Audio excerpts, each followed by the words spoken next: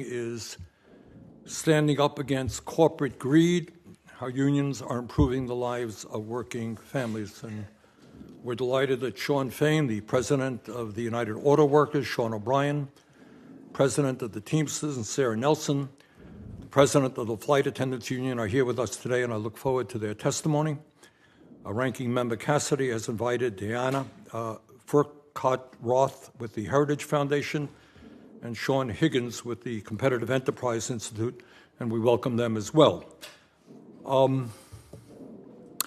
Issue we're talking about today is really not complicated, and that is tens of millions of Americans are struggling to put food on the table, pay their rent, get by, while the wealthiest people in this country are doing better than they've ever done in the history of America. So what I hope every member is interested in discussing is, how do we change that? How do we create an economy that works for all of us, all of our people, and not just the few? And when we talk about the state of our economy and the working class in America, there is a lot to be concerned about. And one of the issues, and we don't talk about it enough, is that over the last 50 years, despite huge increases in technology and worker productivity, the average American worker is making about $50 a week less than he or she did 50 years ago. How did that happen? And I can remember growing up in a working class family in a working class neighborhood. Back then, it was a few years ago. Most families had one person working, mostly men. How does that happen? One worked, and today, almost without exception, you need two breadwinners to support the family. How does that happen despite all of the new technology and increase in worker productivity? And some of the realities of today is that right now, we have more income and wealth inequality than any time since the Gilded Age. Today in America, 3 people, we've got to deal with this from a moral and economic perspective. 3 people own more wealth than the bottom half of American society, 165 million Americans. Today, while the people on top are doing phenomenally well, 60% of our people are living paycheck to paycheck. Today, while millions of ordinary people are struggling to pay the rent, pay for childcare, and put food on the table, the CEOs, major corporations, are now making 350 times as much as their average workers. According to the Rand Corporation, not exactly a socialist enterprise, over the last 50 years, there has been a massive redistribution of wealth. Since 1975, over $50 trillion in wealth has gone from the bottom 90% to the top 1%. And it's not just income and wealth inequality that we got to worry about. We're seeing more and more concentration of ownership in every sector of our economy. Fewer and fewer large corporations control what is being produced and distributed. Meanwhile, while that is going on, and that should be of major concern to every American, certainly every member of Congress, there is some very good news out there, and that is what we're going to be discussing today. And that is that all over this country, we are seeing workers standing up and fighting back against the unprecedented level of corporate greed taking place. This year alone, over 450,000 workers in America have gone on strike for better wages, better benefits, and better working conditions. And that is up 900% compared to just 2 years ago. Last year, union membership in America increased by 273,000 to a total of 14.3 million workers. Last year, employees in nearly 2,600 work sites in America filed petitions with the NLRB to form a union, up more than 50% from 2 years ago. According to the latest Gallup poll, 67% of the American people support labor unions. In other words, in America today, more workers want to join unions, more workers are joining unions, and more workers are going out on strike to improve their working conditions than we have seen in a very long time And many of those unions, I'm going to hear about that today, are winning very strong contracts for their workers. And what we are seeing in these historic union victories are not only improving the lives of union members, but that is beginning to spill over into the lives of non-union workers in America as well. And we're going to be discussing this today, but just magically, don't know how it happened.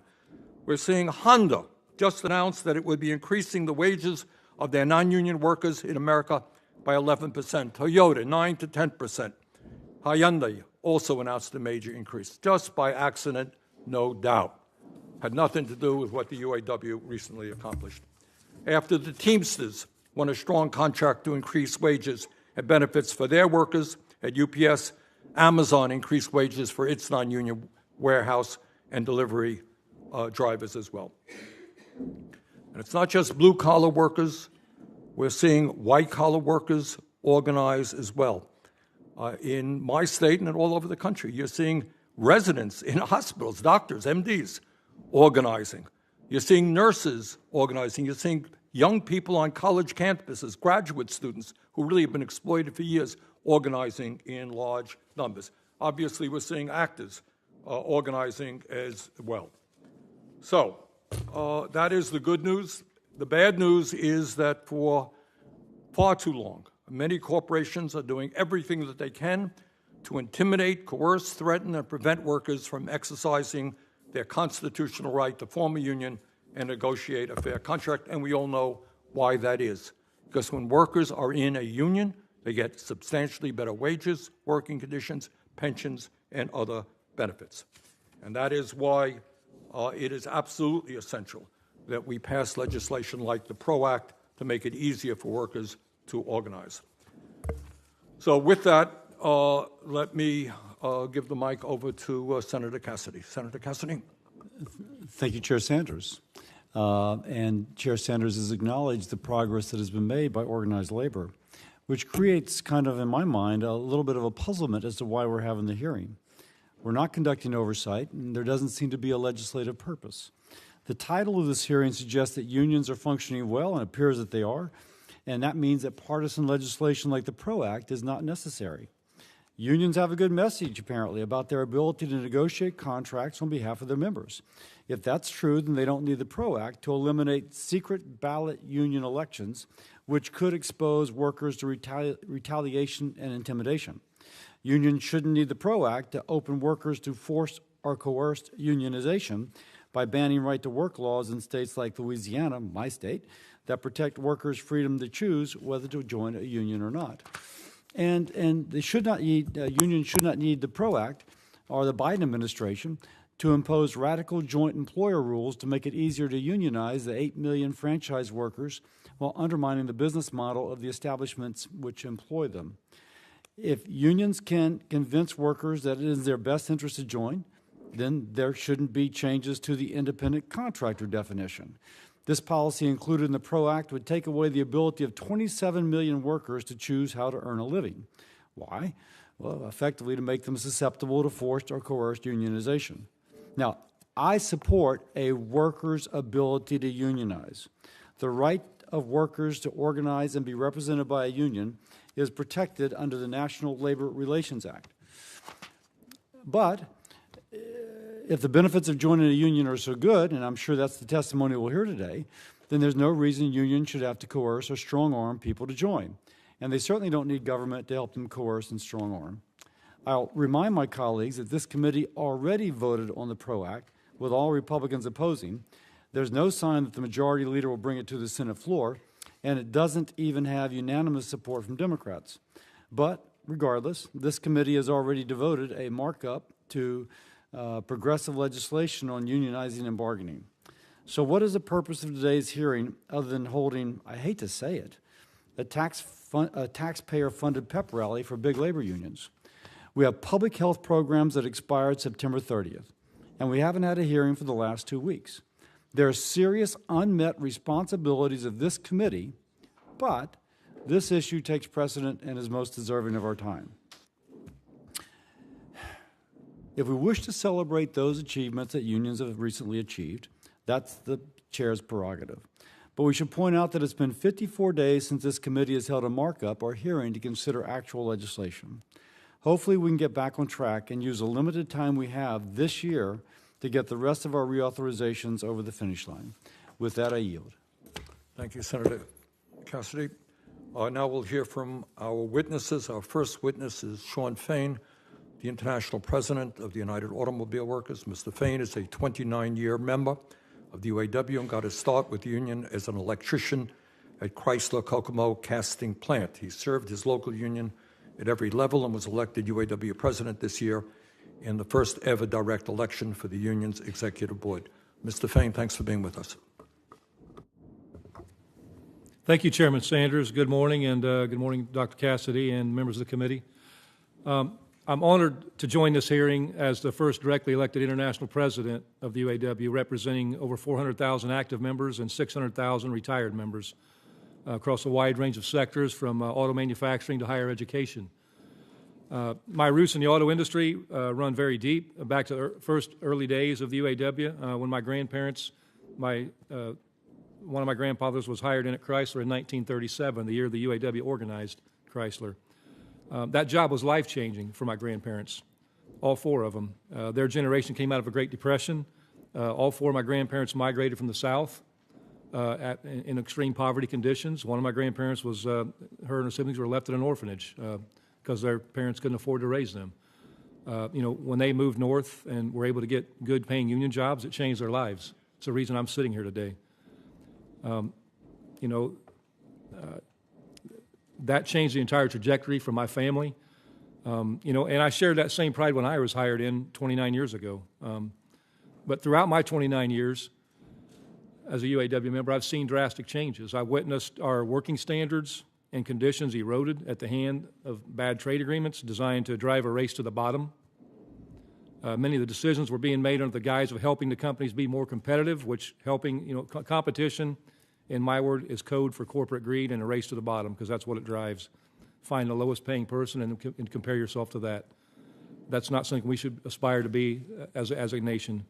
Workers got caught on the losing end of a one-sided class war. This led to the big three closing or spinning off 65 plants in the last 20 years.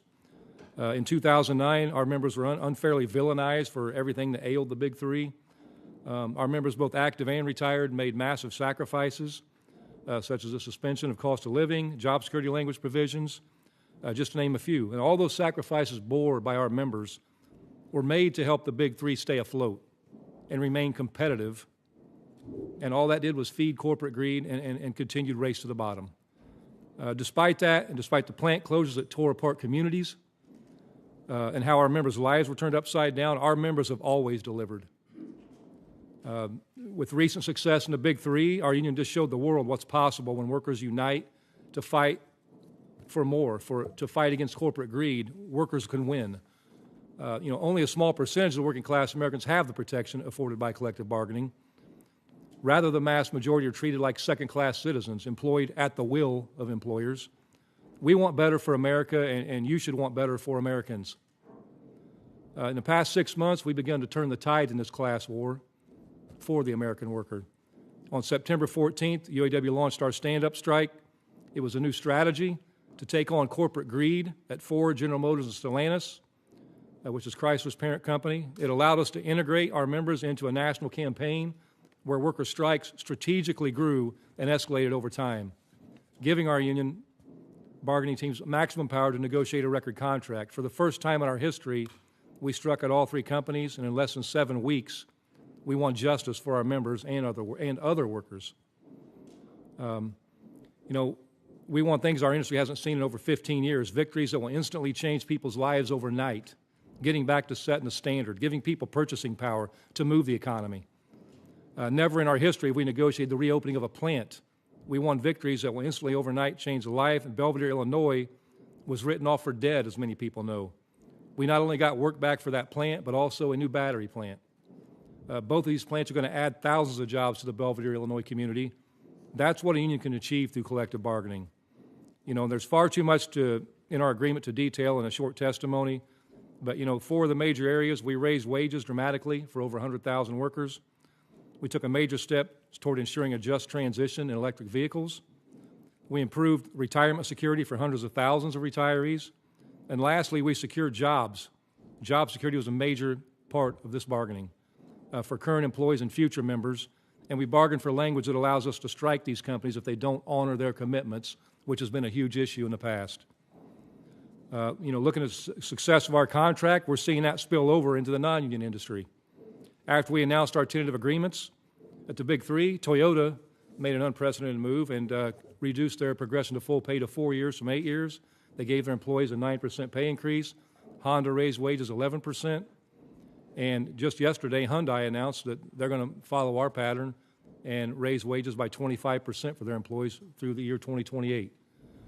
We call that the UAW bump, and that stands for You Are Welcome. And we're very proud of that. And when these workers decide to organize and join the UAW, they're going to realize the full benefit of union membership and get what they're fully due. We know the fears being put out there now. Non-union companies are doing this because they're scared. They're scared that their workers see a better life. And the companies trying to head that off. They've used fear, uncertainty, and division to try to break the unions. And I promise you here, those days are over. The American public overwhelmingly supported what we've done. 75% of Americans said they supported our initiatives. The American public is fed up with an economy that works for the benefit of the billionaire class at the expense of the working class. The working class in this country is fed up and will not fall for a union-busting playbook threatening to close plants, firing union activists, pitting workers against each other. We're going to organize like hell to help thousands of workers in this country, primarily in the South, to win their union and raise the living standards for the entire working class. We have no interest in being a private welfare state. The working class needs this committee and the entire Congress to step up. You all have an essential role to play, not only supporting our fights and other fights like ours, but to finish the job for economic and social justice for the entire working class. We want the working class to organize, to bring dignity to their work, and enjoy the fruits of unionism and have a voice on the job. So for that, we need to muscle the federal government, not just as allies cheering from the sidelines. We need pro-worker Congress, guided by a vision of liberty and justice for all. Elected leaders that understand that economic justice is a national security risk for all of those who don't have it. It's a fight worth fighting for. We must bring that fight into the workplace, as well as the streets, but also in the halls of power in the chambers of the U.S. Senate. The UAW won wage increases from 33% to 250% over the life of this 4.5-year agreement for our members. Mr. Fain, let me ask you to finish up. Okay, thank you. We won for the first time in 15 years meaningful gains. And one thing I leave you with, there are 3 crises that we need to deal with. Income inequality, a transition to a green economy. We have to have an economy and environment we can live in, sustainable, and retirement insecurity. They're all linked, and they are the fight for our future. What kind of economy do we want to live in? What kind of planet do we want to live on? And what kinds of lives are we going to lead? Walter Reuther, the great leader of the UAW in the 20th century, spoke of our union as the American vanguard. As he said, we don't mind leading. We don't mind being the first to take action. We don't mind striking for social and economic justice. It is a duty and the privilege of the UAW to lead, but we need reinforcements. If this committee wishes to live up to its name, the HELP Committee, it's time to help the cause of economic and social justice in this country by bringing victories to the auto workers just realized to the entire working class, especially in public education. It's a group we haven't talked much about, but we need to look out for all of them. Public education has been villainized, and it's time to put the working class first. So thank you for having me today and being able to testify on behalf of the UAW members. Well, thank you very much, Mr. Fain. Our next witness is Sean O'Brien, the General President of the International Brotherhood of Teamsters. Mr. O'Brien is a 4th-generation Teamster and got his start with Teamsters Local 25 in Charlestown, Massachusetts, as a heavy equipment driver at the age of 18. Mr. O'Brien, thanks very much for being with us. Thank you very much, Chairman Sanders, Ranking Member Dr. Cassidy, committee members. Thank you for inviting me to testify today about how unions are improving the lives of American working families. I'm Sean O'Brien, General President, International Brotherhood of Teamsters. Let me start with a simple fact. Workers who belong to a union earn better wages and benefits than workers who aren't union members. According to the Bureau of Labor Statistics, the average union worker makes 18% more than their non-union counterparts. Early this year, the Teamsters negotiated the largest private sector collective bargaining agreement in North America at UPS, United Parcel Service. More than 340,000 UPS Teamsters showed the world the positive difference belonging to a union makes for working people.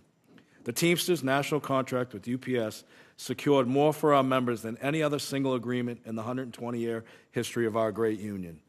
This victory included historic wage increases for all full and part-time workers, no forced overtime, air conditioning in new package cars, heat shields, and ventilation ducts in existing vehicles, no more two-tier wage systems, and equal footing for all workers.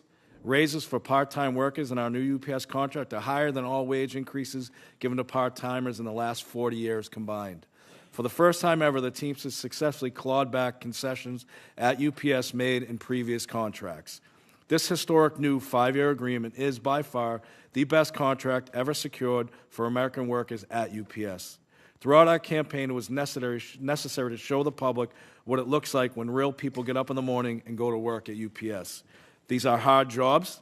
They wear people down. They are also essential jobs in every sense of the word.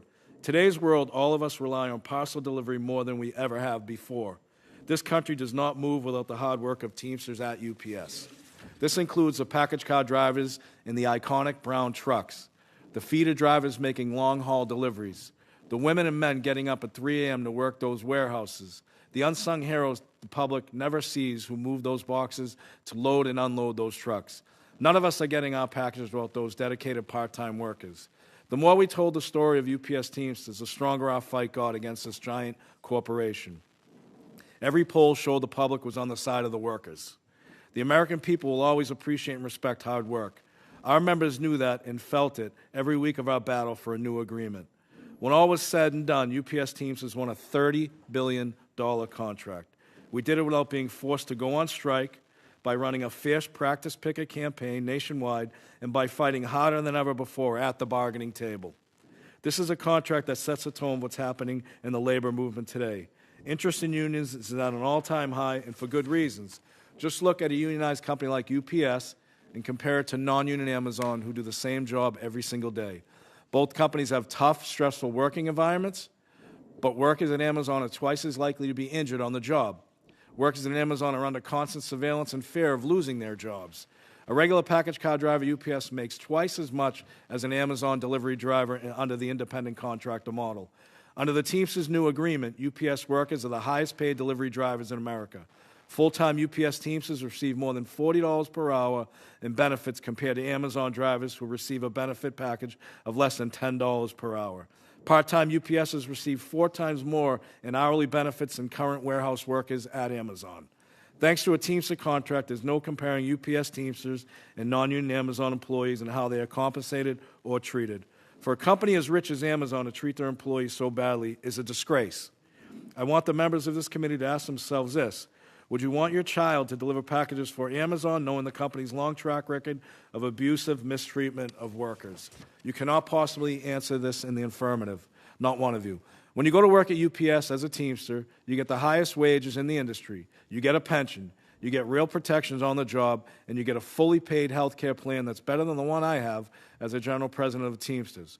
Where else are you seeing that across this U.S. economy? Virtually nowhere. This is why there were so many stories online about job searches online for UPS careers after we ratified this contract. This is why Amazon gave warehouse workers a raise while the Teamsters were winning our contract fight at UPS. I'm sure my friend Shawn Fain can say a word or two about the raises given out at Tesla and Toyota following his union's victories against the Big Three as well. There is no coincidence here. Union victories and contract wins don't just affect union members. They positively impact all working people in this country. As we speak, 5,000 Teamsters nationwide are negotiating a new contract with Anheuser-Busch. Right now, we have more than 1,100 Teamsters standing up to DHL to bargain a first contract at the Cincinnati Northern Kentucky Airport. In a few months, more than 7,000 Teamsters in Hollywood will fight along IATSE to take on the big movie and TV studios. Just as the WGA and the SAG-AFTRA members were forced out on strike this year, we have our own battle brewing with the AMPTP. The fight to raise wages and improve the standard of living for American workers never ends. It's an uphill battle every day against giant corporations who want to pocket all the money or spend it on gaming our political system. American labor laws do nothing when employers refuse to negotiate a first contract after workers choose to join a union. This is one of the primary reasons why union membership continues to decline despite workers' interest in unions being higher than ever. American workers want unions. They have a right to join or form a union, but employers will try everything they can to deny that right to working people. When these same people have friends on Capitol Hill who help them get away with it, the potential for workers to get ahead in this country further disappears. If we want to make America a better country, we have to stop letting corporations destroy the middle class through their abuse and exploitation of workers. We have to advocate for workers and really fight for them. And it can't just be the Teamsters doing the heavy lifting. We need your help. We need our elected officials to do more and do what's right. In recent months, the Teamsters have been building greater bipartisan support across our government to protect workers' interests. This includes senators and representatives brave enough to put into writing their support for UPS Teamsters fighting for just contracts. Most recently, Republicans and Democrats in this chamber continue to stand up to back our efforts to rebuild good union freight jobs in the wake of Yellow's collapse. From Senator Josh Hawley to Senator Roger Marshall to Senator Elizabeth Warren and Senator Bernie Sanders, the Teamsters are eager to build bipartisan coalitions where we can help working people. This is what it should be about. We have to put more money in workers' pockets. That's what the Teamsters just did at UPS. It's what unions are doing all over the country, and American workers are paying attention. Thank you very much. Thank you very much. Our next witness is Sara Nelson, the International President of the Association of Flight Attendants-Communication Workers of America. Ms. Nelson started as a flight attendant at United Airlines in 1996. She has been serving as the International President of AFA-CWA since 2014. Ms. Nelson, thank you very much for being with us. Thank you, Chairman Sanders, Dr. Cassidy, and members of the full committee for the opportunity to testify here today, and especially to get some time with my union brothers, Sean and Shawn. I'm a 27-year union flight attendant and president of the Association of Flight Attendants-CWA, representing flight attendants at 20 airlines. Alongside our sister union, the Association of Professional Flight Attendants, we represent 80,000 flight attendants in total. We work closely with our partner union, CWA, and the millions of transportation workers and union members who are the backbone of our economy. Amy King, Michael Turow, Amy Jarrett, Robert Fangman, Catherine Labore, Al Marchand, Alicia Titus, Victor Saraceni, Michael Horrocks, Jesus Sanchez, Marianne McFarland. This was the crew of United Airlines Flight 175. You know this flight. It's the one you can picture crashing into the South Tower of the World Trade Center on September 11, 2001, because all cameras were trained on the site after American Flight 11 hit the North Tower 17 minutes earlier. But this wasn't just any flight attendant crew. These were my friends, my flying partners, and members of my union. In the 50 years before I was hired, my union fought through massive discrimination to make our jobs one that anyone with the heart of a flight attendant could do, and built up the career with a living wage, comprehensive health care, including specific needs for women, a pension, and safety in the cabin for our passengers, too. But everything changed the moment my friends died. While we grieved and fought like hell to support half of our Boston-based who lost their jobs nearly overnight, crisis capitalists were already plotting to break our union contracts and redefine the value of our jobs. We lost over 100,000 aviation jobs practically overnight. Bankruptcies cut our pay, our staffing, shifted the cost of health care to us. And when $80 million would have saved our flight attendant pension plan, the court approved termination instead, while at the same time awarding $400 million to the top executives. There was no government bailout, but aviation workers were forced to give $81 billion in concessions to save the airlines, much like the auto workers were forced to give massive concessions to save Ford, Chrysler, and GM. The airline industry was heavily union, but after Ronald Reagan fired the air traffic controllers in 1981 and even sent several to jail for the strike, corporate America knew it was open season on unions. I soon learned personally and painfully the reality that an injury to one is an injury to all. As union density declined to just 6% of the private sector workforce, our capitalist economy has unraveled the American dream, and we're fighting to get it back. In 2020, aviation unions were set to negotiate real improvements for the first time since 9/11, And we needed them too. The cuts we endured turned a generation of workers away from careers in aviation. But when the pandemic hit, we were not about to go backward again. We fought for and won the historic Workers First Relief Program, the Payroll Support Program, even though we put constraints on executives with no stock buybacks and caps on executive compensation well after the relief period. Our plan saved our jobs, our airlines, and with the help of nearly every senator on this committee, and aviation was the only industry to not grow in inequality during the pandemic. We've also successfully stopped the airlines from announcing new stock buyback plans since the prohibition ended last year.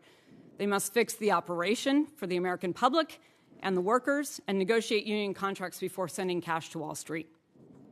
There was one airline with the lowest union density that fought only during that time to keep out of the law the requirement that they could not spend any federal dollars on union busting.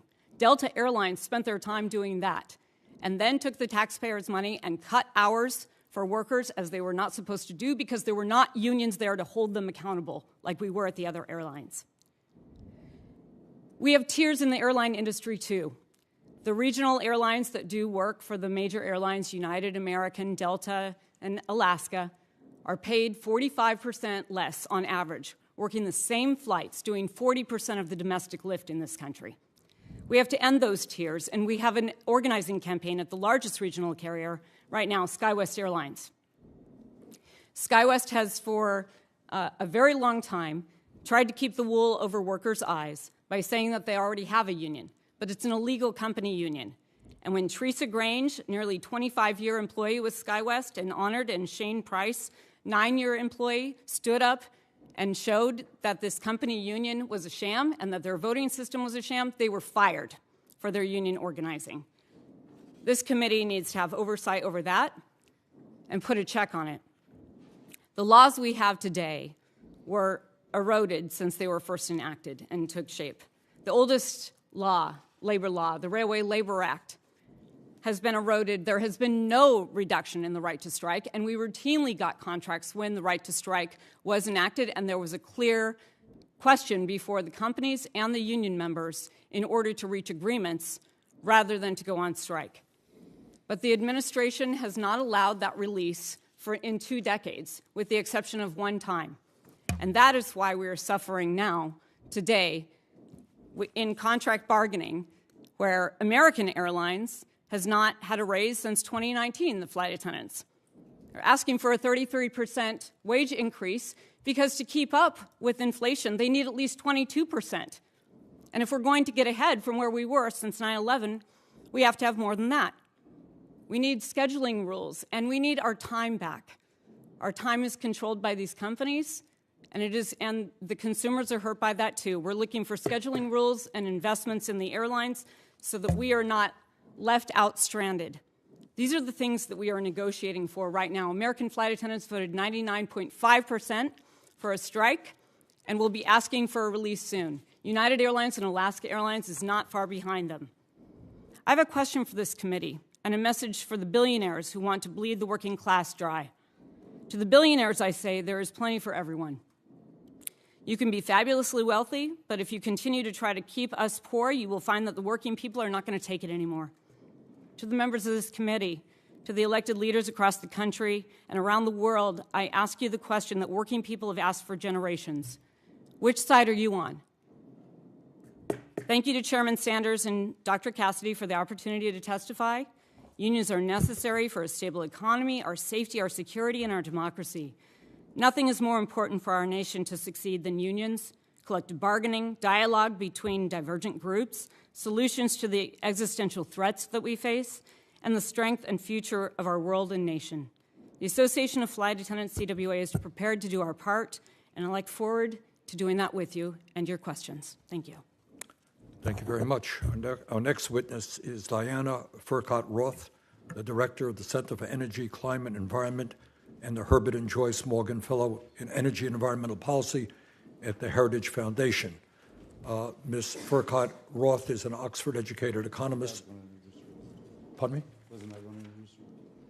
All right. I get to introduce you. And I'll also point out that the chairman's witnesses all got at least a minute and a half or 2 minutes more to speak. They So, will have the same time. I knew you would do that. Very gracious. I'm pleased to introduce a witness whose work focuses on policies promoting economic growth and individual freedom. Diana Furchtgott Roth is the director of the Center for Energy, Climate, and Environment at the Heritage Foundation and an adjunct professor of economics at George Washington University. She's worked in senior roles in the White House and also served in appointed positions at several agencies. The author or co-author of 6 books and hundreds of articles on economic policy, including Regulating to Disaster, How Green Job Policies Are Destroying America's Economy. Ms. Furchtgott Roth's testimony will discuss the implications to the U.S. auto industry of the Biden administration's EV mandates and how the recent UAW agreement with automakers accelerates the loss of American auto jobs. She'll also testify on the reasons workers choose not to join a union. Ms. Furchtgott Roth received economics degrees from Swarthmore College and Oxford University. Welcome. We appreciate you being here and look forward to your testimony. Thank you very much, Chairman Sanders, Ranking Member Dr. Cassidy, members of the committee. I'm honored to be invited to testify before you today.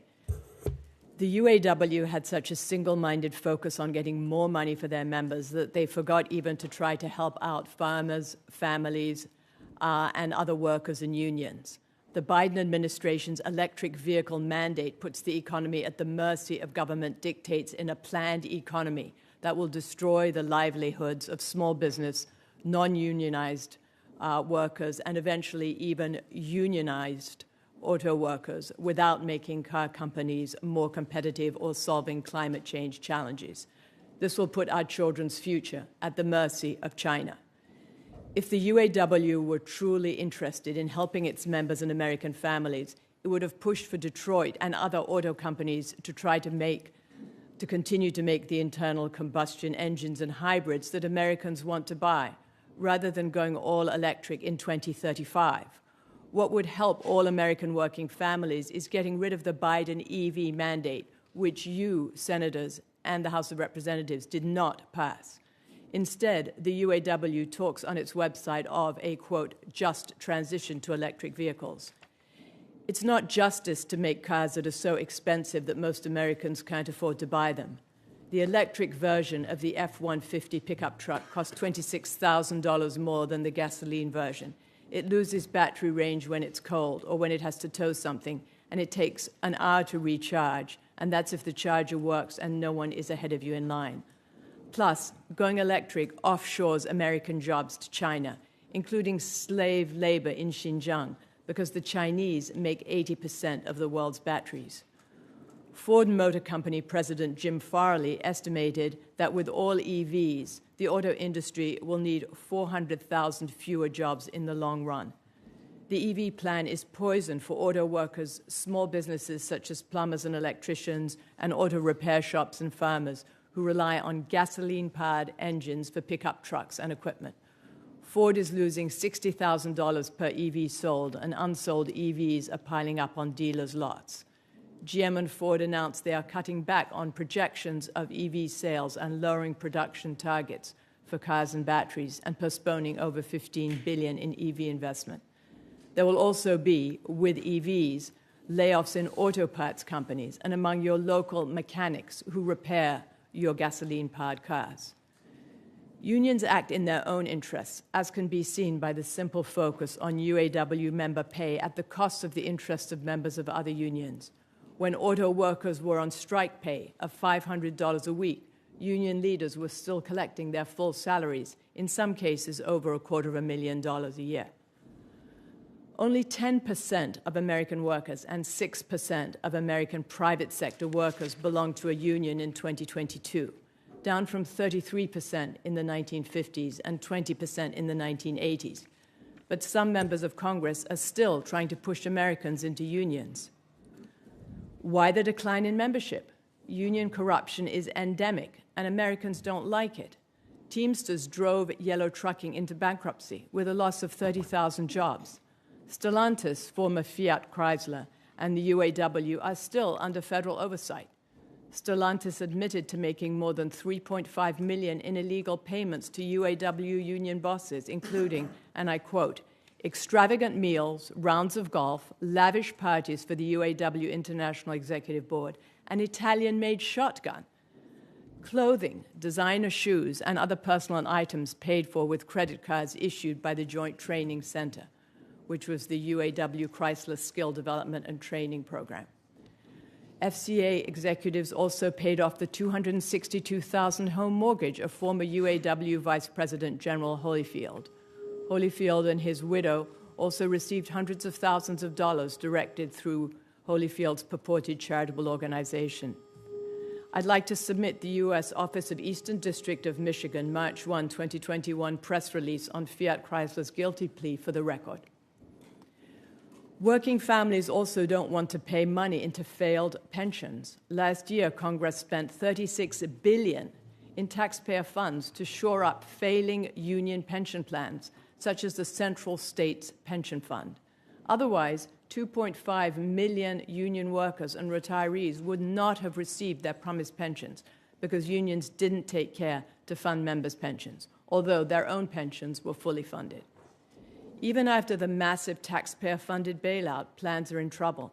In 2023, the Labor Department listed 45 union plans in critical status, which is defined as less than 65% funded, or in endangered status, with less than 80% funded. Unions desperately need new workers to join because they pay contributions to pension plans for many years without withdrawing money. Well, this year's critical status notices, and it's on the Department of Labor website, include bakery drivers, Local 802 pension fund, IBT, Local 840 pension plan, iron workers, bricklayers, carpenters, the Local 945 IBT pension plan, Teamsters Local 469 pension plan. I don't have time to read them all, so I'd like to submit the entire 2023 Department of Labor list for the record. Union leaders and their allies on Capitol Hill believe the way to increase membership after decades of decline is to pass the Richard L. Trumka Protecting the Right to Organize PRO Act, which would force workers into corrupt unions with unfunded pensions.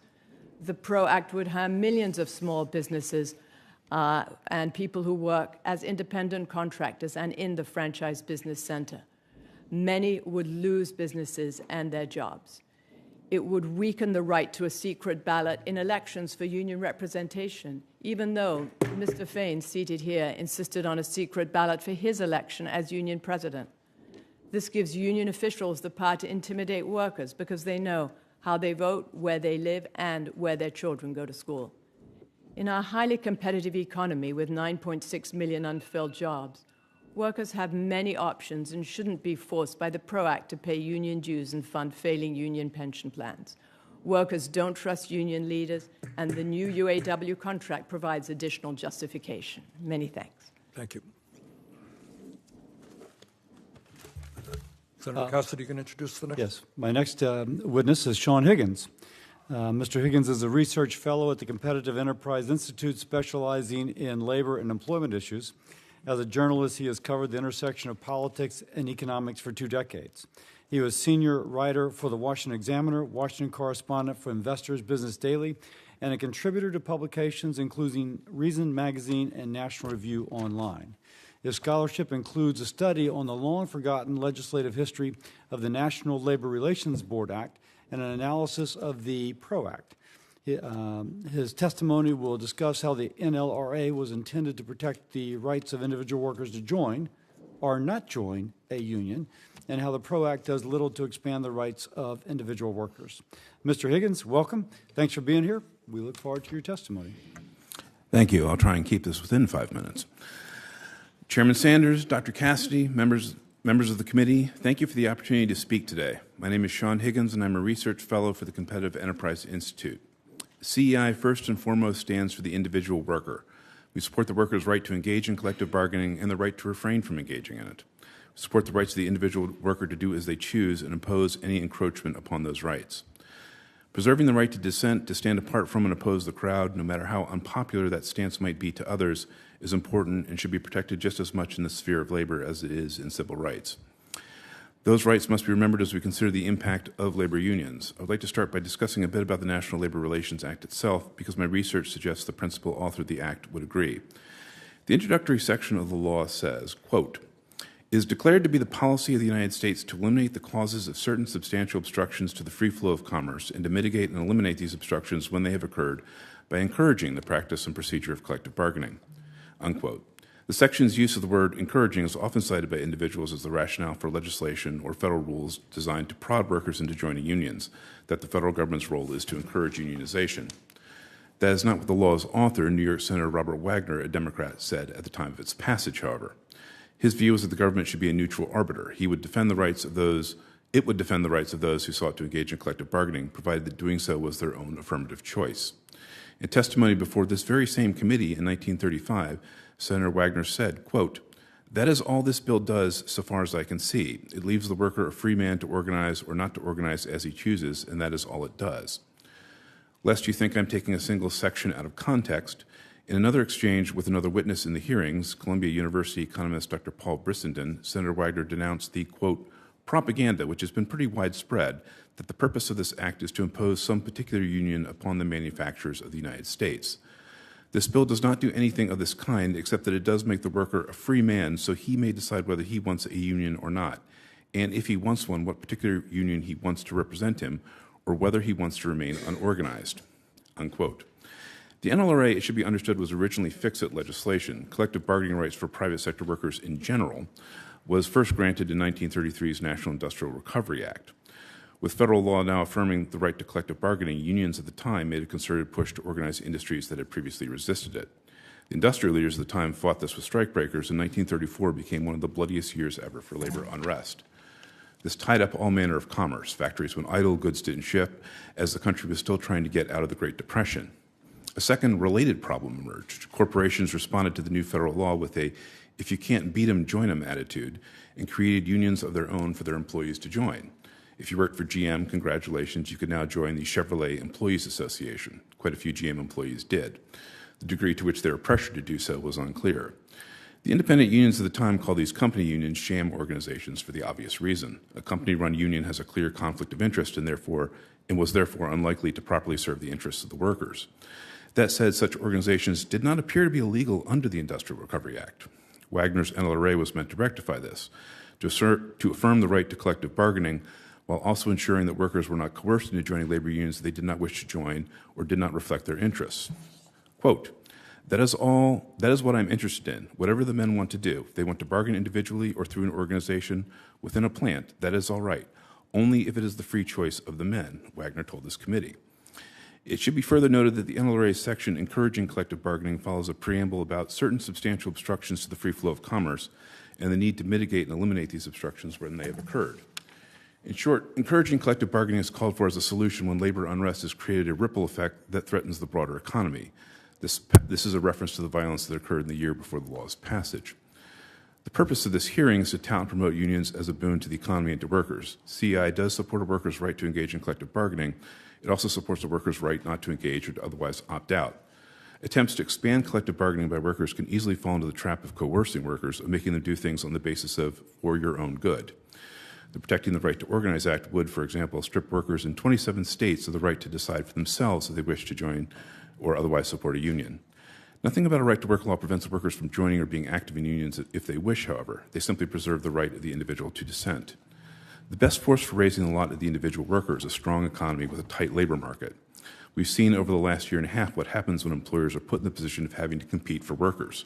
Wages rise and benefits expand on their own. With that, I thank you, and I'm happy to take any questions. Thank you very much. Now we begin the questioning. Let me ask one question to the three union representatives here, and that it's a two-part question. The first part is, in your experience, how do workers feel about the reality that their CEOs in America now make 350 times more than the average worker? That's question number one. Question number two, what plans do you have to organize the unorganized in your areas of influence? Mr. Fain?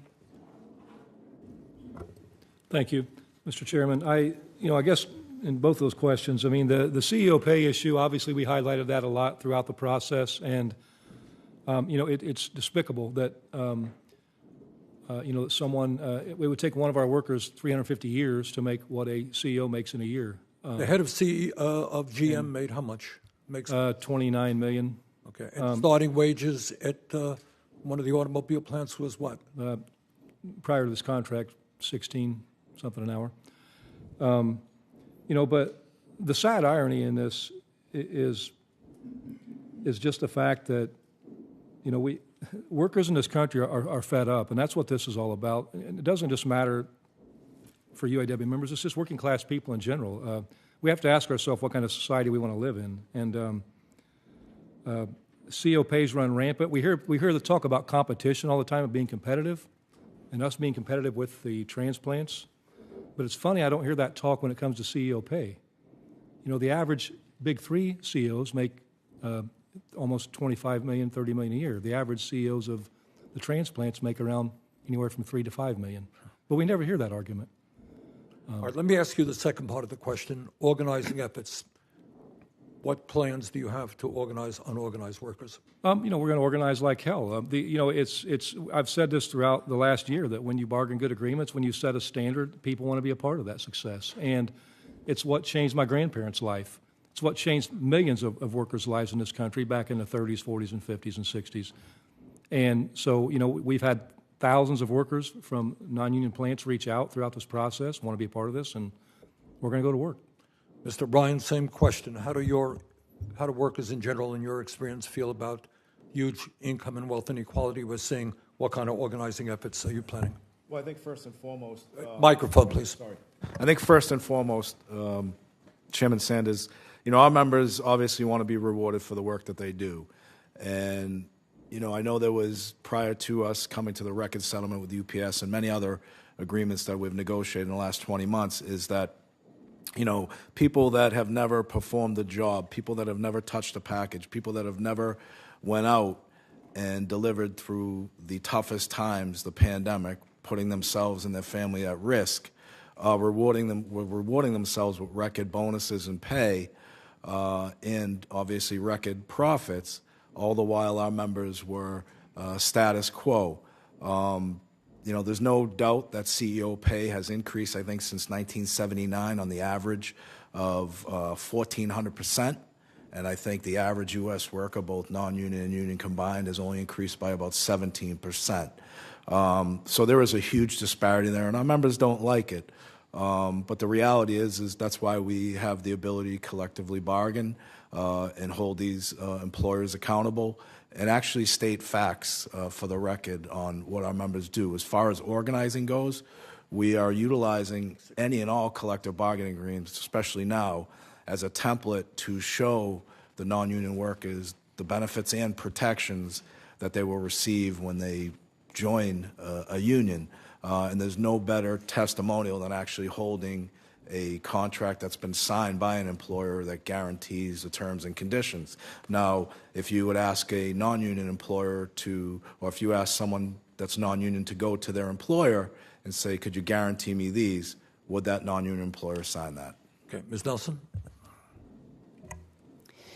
Flight attendants and other workers are enraged that when they can't make ends meet, that they've got every person in the house working 2 and 3 jobs or overtime just to try to get by, and still scraping from paycheck to paycheck, that other people are living in lavish conditions, that airline executives are hiring private jets to fly them out of a city that no one else who has to buy a consumer seat can get anywhere from. They're absolutely outraged by it, and that's why they're organizing. Delta Airlines has made twice in billions what the other airlines have made. They have ridden off of the backs of the employees who have made that airline successful, and they have not paid the same in pay and benefits. And that's why Delta flight attendants, Delta mechanics with the Teamsters, and Delta ramp agents with the International Association of Machinists are organizing right now to try to take back what's theirs. As I said before, the SkyWest flight attendants have woken up to what their airlines have tried to do to pull the wool over their eyes. And they contacted us and were eager to organize. So we're supporting organizing for over 40,000 workers right now with our union of just over 50,000 workers. And these airlines and these other companies are spending billions of dollars on union avoidance rather than investing in the companies to make them better for the consumer and the employees, wasting that money. But there's another way to go. And Microsoft has decided that it is better to sign a union neutrality agreement with the union to give the employees the free right to join the union. And when a worker comes to a manager to ask them what they should know about the union, they are giving the supervisors the instruction to tell them, go to the union website. That's how it should be done. That's what freedom is. And that's what it would look like to have a free society and an equal society, is to give workers the power to actually bargain their fair share. Thank you. Senator Cassidy. I'm going to defer to Coach Tuberville first, but I'm going to ask that the two documents that Ms. Furchtgott Roth mentioned be added to the unanimous consent that these be added. Without objection. Senator Tuberville. Thank you, Mr. Chairman. Thank you for being here today. Mr. Higgins, our economy is in incredibly shaky position. Inflation is off the charts, especially after COVID. With all the strikes over the last few years, has that played an impact on our economy? Have the strikes played in? Yes. I don't know that they've had much of an impact as of yet, but certainly the increases in pay is going to have creates the problem of potential wage price spiral, and that will increase the inflation itself. Yeah. Mr. O'Brien, we had a hearing not too long ago about we're going to be probably over 1 million truck drivers short in the next 5, 6, 7 years. What's the Teamsters doing in terms of recruiting and planning for this in terms of recruiting and training? Well, I think first and foremost, what I testified to earlier is very helpful as a result of us settling a record UPS agreement. I think at the previous hearing there was some numbers put out there where UPS drivers only made $59,000 per year. That's not true. On their own website, they make $162,000 per year. So by us raising industry standards, that will help in the recruitment. We also have a very robust military training program where people come back from the military and we train them and place them in companies like ABF, United Postal Service, T-Force, and many other partners that we have as employers. And I just want to be clear, not every relationship that we have with employers is adversarial. We work day and night to make sure that we create opportunities so that these companies can be successful. There's some companies that obviously can't, and we bear the blunt of that, but we do work with our partners to make sure that we fulfill the needs of this country and keep supply chain moving. Thank you. Thank you. Mr. Fain, Biden administration's prioritizing climate change. We all know that. We've seen it. We've felt the repercussions from it going to electric vehicles. In 2027 and beyond, 2/3 of the new vehicles on the road are supposed to be EV. Going through all those EPA regulations are out of sight. So what's your thoughts on the availability of the union jobs and the push to EVs in the automatic EV industry? Thank you. Look, we believe in a green economy. We always have been. The UAW has always led the way when it comes to environmental issues. Does it cut back on jobs? I keep hearing that. So it doesn't have to. Through this contract, we didn't just only bargain for battery work. I think what gets lost in this, there's battery tray work, there's electric drive motor work, there's e-motors and housing and covers. We negotiated for all those things. But the other thing we also did was we negotiated to bring combustible engine work back to some of our plants from Mexico and other areas. And so, we have to see the direction it goes. But we're going to embrace this. We're not going to run from it. But our biggest concern through all this is it needs to be a just transition in this process where workers aren't left behind. Is it true that we're building most of our combustible engines south of the border now? Some, not most. I mean, we have in the big three, I mean, we have several engine plants and transmission plants. Some of that's ramped down due to this transition, but we secured things in this contract to, obviously, like I said, to bring work back and protect on both sides of this. Yeah. Ms. Nelson, we all fly quite a bit. What is the biggest complaint from flight attendants? And don't give me money. I'm not talking about money. What is the biggest complaint now where we can get more qualified, consistent, flight attendants on flights. What's very difficult is that today it is extremely combative in the cabin, and we have fewer staff than we ever have. So there's fewer flight attendants I understand per that, passenger. but that's not going to get any better. We got to have people to break up these fights. Obviously. Yes, absolutely. And leadership to encourage people to come together and understand that we can actually safely get from one place to another without having a brawl is very helpful. So appreciate leaders around the country talking about unity and talking about how we're better off when we work together to ensure that safety and security come first and that people can come to work without being fearful of being a punching bag. Yeah. I think we'd all agree, too. We got to get more people back to work. Training. I came from the education field, getting more kids into technical training other than going to a 4-year school that they're not going to get anything out of, to be able to get a job like most of you, supply. So thank you for being here today. Thank you. Thank you, Mr. Chairman. Thank you. Thank you. And we are going to work on an apprenticeship program. I think that's vitally important. Senator Casey.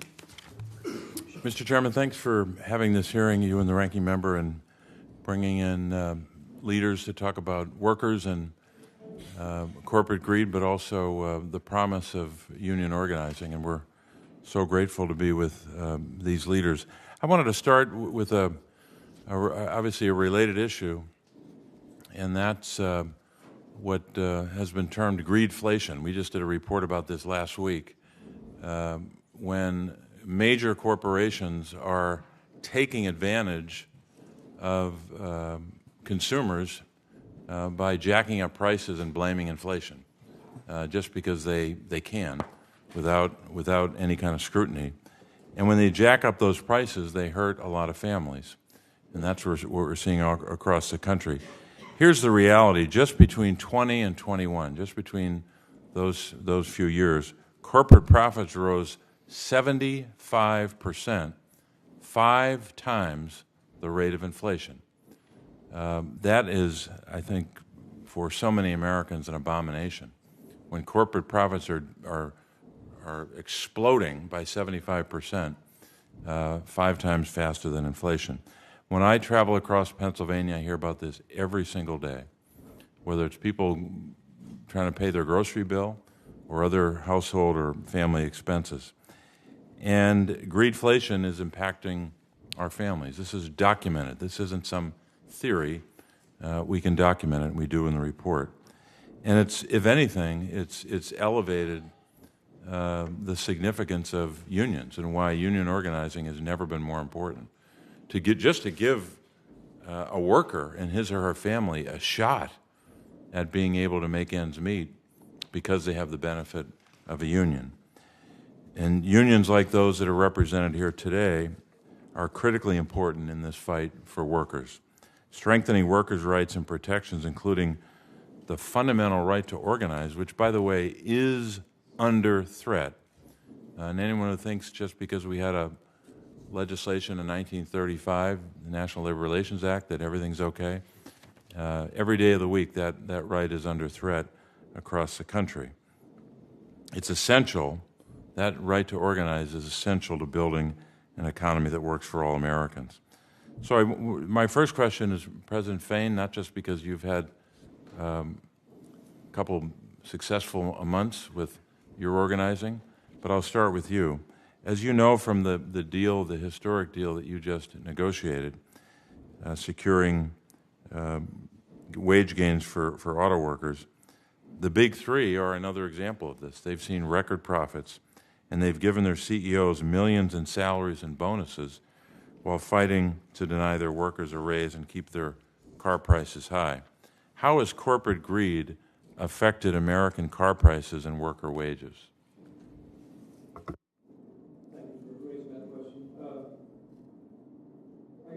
Things on my mind. When you talk about corporate profits exploding, I mean, the thing I don't want to get lost is that same time they were exploding, worker pay was regressing, and conditions were regressing. I've had, Mr. Higgins was talking about how increases in pay will impact the economy negatively. This goes back to the fear-mongering that takes place. Anytime we bargain a good contract, the next narrative that gets put out there is that, the world's going to end because working-class people make a livable wage, and it's going to drive the price of vehicles up. But when you talk about what's happened the last 4 years, there's a sad irony to me. I didn't hear anything about this over the last 4 years. The price of vehicles went up 30 to 35% over the last 4 years. That wasn't due to worker pay going up, wasn't due to our benefits changing. It was due to one thing: corporate greed and consumer price gouging. And that's what's got to change in this country. And it's one thing I've learned throughout this process, throughout this bargaining process, and throughout my career is, I've listened to analysts and people that, write op-eds and things. And one thing I've learned is that most of these people have no clue what the hell's even going on in the work we do. And so, they might be great professors, great, pundits, but at the end of the day, I've been at the bargaining table. I've been in the factory, working on the shop floor. Working class people matter. And when working class people withhold their labor, nothing moves. And that's what people need to realize in this country. Billionaire class can build all the factories they want. If workers refuse to withhold their labor, they won't build a thing. And so, but corporate greed and consumer price gouging is all that's behind this.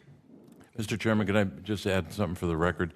If I could ask consent to submit for the record this greedflation report that we released last week. Without objection. Thank you, Senator Mr. Cassidy. Chairman. Thank you, Mr. Chair. I got a few minutes since someone asked people to be brief. Mr. Fain, the headline just came across. Stellantis offers buyouts and early retirement to 6,400 U.S. non-union workers as the auto industry hits turbulence. Now, you don't know for sure, but after the very good contract you awarded, they're now laying off 6,400 people. Yeah. It seems like a little bit of a tube of toothpaste. If you squeeze here, it's going to do something down there. And I think that would be something that Ms. Furchtgott Roth would point out. Any thoughts on that? And again, be brief because I got other questions. Talking to the mic. They don't have to. Yeah. All right. I'm sorry? Talking to the mic, please. I'll give you 12 billion reasons why that doesn't have to happen. Okay, when Stellantis took over, they went on a price cutting, on a labor cost cutting initiative. But that was about a decade ago. So No, Stellantis just took over, within the last 4 years. Okay. But when they took over, they wanted to cut their way to profitability, but they do it on the backs of workers, and they don't have to cut those jobs. They chose to cut those jobs. It has nothing to do with our contract. They made $12 billion in the first 6 months of this year, and are continuing to make billions as we went through the bargaining process. So, again, to me, it's short-sighted goals to recognize profits, and I've heard this said over and over by leaders in the past. You can't cut your way to profitability, and it's a short-sighted way of doing business, and it's not sustainable for the long term. So, okay, so Mr. O'Brien, yellow trucking is obviously going belly up, it appears. And they had come to the Teamsters in June, I'm just reading press reports, and asked for some help. And it specifically mentioned you that we're not going to, get tough attitude is how the article put it. And now they've gone belly up. There's reports that the Teamsters came back in August to try and make things better, but by that time it was too late. Now, there it seems, again, going back to the witnesses, Mr. Higgins and Ms. FGR, that this kind of approach brought a company under, and now we have a lot of Teamsters who are going to be unemployed. All due respect, Dr. Cassidy, that's inaccurate on the yellow situation. This yellow situation has been going on since 2009, where our members have given back in concessions with the recommendation of the union to try and save this company since 2009, $5 billion in wages and benefits. And this company was awarded under the Trump administration a $700 million loan, right? And the company's just been mismanaged. And they did not come to us in August. They came to us early on. We tried to work with them and find solutions to the problem. All the while, after their initial meetings, they started, and we found this after the fact, they started draining. They told us they'd be out of money by August, and that if we didn't help them, then they would go under. All the while, they were taking their executive bonuses as CEO pays. And but in the scheme of things, they can blame anybody they want. That company was mismanaged since 2009. There's facts and records to show exactly what our members have given. And I want to argue about the quality of their management. It does seem, though, that when I read the benefit packages that the drivers got, they would argue that they could not afford that. But that's their perspective. And I'm sorry, I just have limited time. Ms. Furchtgott Roth, I remember distinctly that Mr. Fain had made comments that the rapid transition to all EV vehicles was part of what was contributing to the loss of jobs. I saw a cartoon, the green economy will create jobs. Unfortunately, most of them are in China. You commented as well on that in your testimony. In response to Coach Tuberville, Mr. Fain kind of soft-pedaled that. But any thoughts on that? In effect, President Biden's environmental policies have contributed to some of this loss of jobs in the auto industry. Microphone. Mr. Fain did say very clearly in April of this year, shame on politicians for moving forward to 100% EVs because this is bad for our auto workers' jobs. So I was especially puzzled why, during the negotiations, he didn't try to get these auto workers to drop their own self-imposed goal of going all EV by 2035. And Mr. Fain has just said that he's got some of the internal combustion engines to move back from offshore, but they're not going to be able to use them after 2035. At least they say they're not going to be able to use them. They say they're not going to use them. So why is that? It's not under the law. So he should be able to persuade them that his members' jobs are more important, plus what Americans want to buy, small businesses, farmers, they all need cars with internal combustion engines. Mr. O'Brien, this is also the help committee, and the P stands for pensions. And it was mentioned earlier, I think, by Mr. Higgins, that the Central States Pension Fund had received money to help bail out their, I think, $36 billion or something like that, to bail out them in arrears. It's my understanding that the roster submitted by the Central States Pension Fund had nearly 3,500 dead individuals submitted to the Pension Benefit Guarantee Corporation. Somebody commented it's a little bit like the voting rolls in Chicago. But as a result of this, the pension fund was awarded $127 million in additional bailout money. Now, is the pension fund going to refund that to the American people? Well, I would assume it would, and I assume the government would go after that if that's really what happened. I think this administration has made the decision that they're not going to, but that's the kind of administration decision. That's actually not kind of a taxpayer-type decision. Well, look, I'll go on record as saying if someone was given something they weren't entitled to, they should refund it. Sounds great. Can I quickly on Mr. Higgins?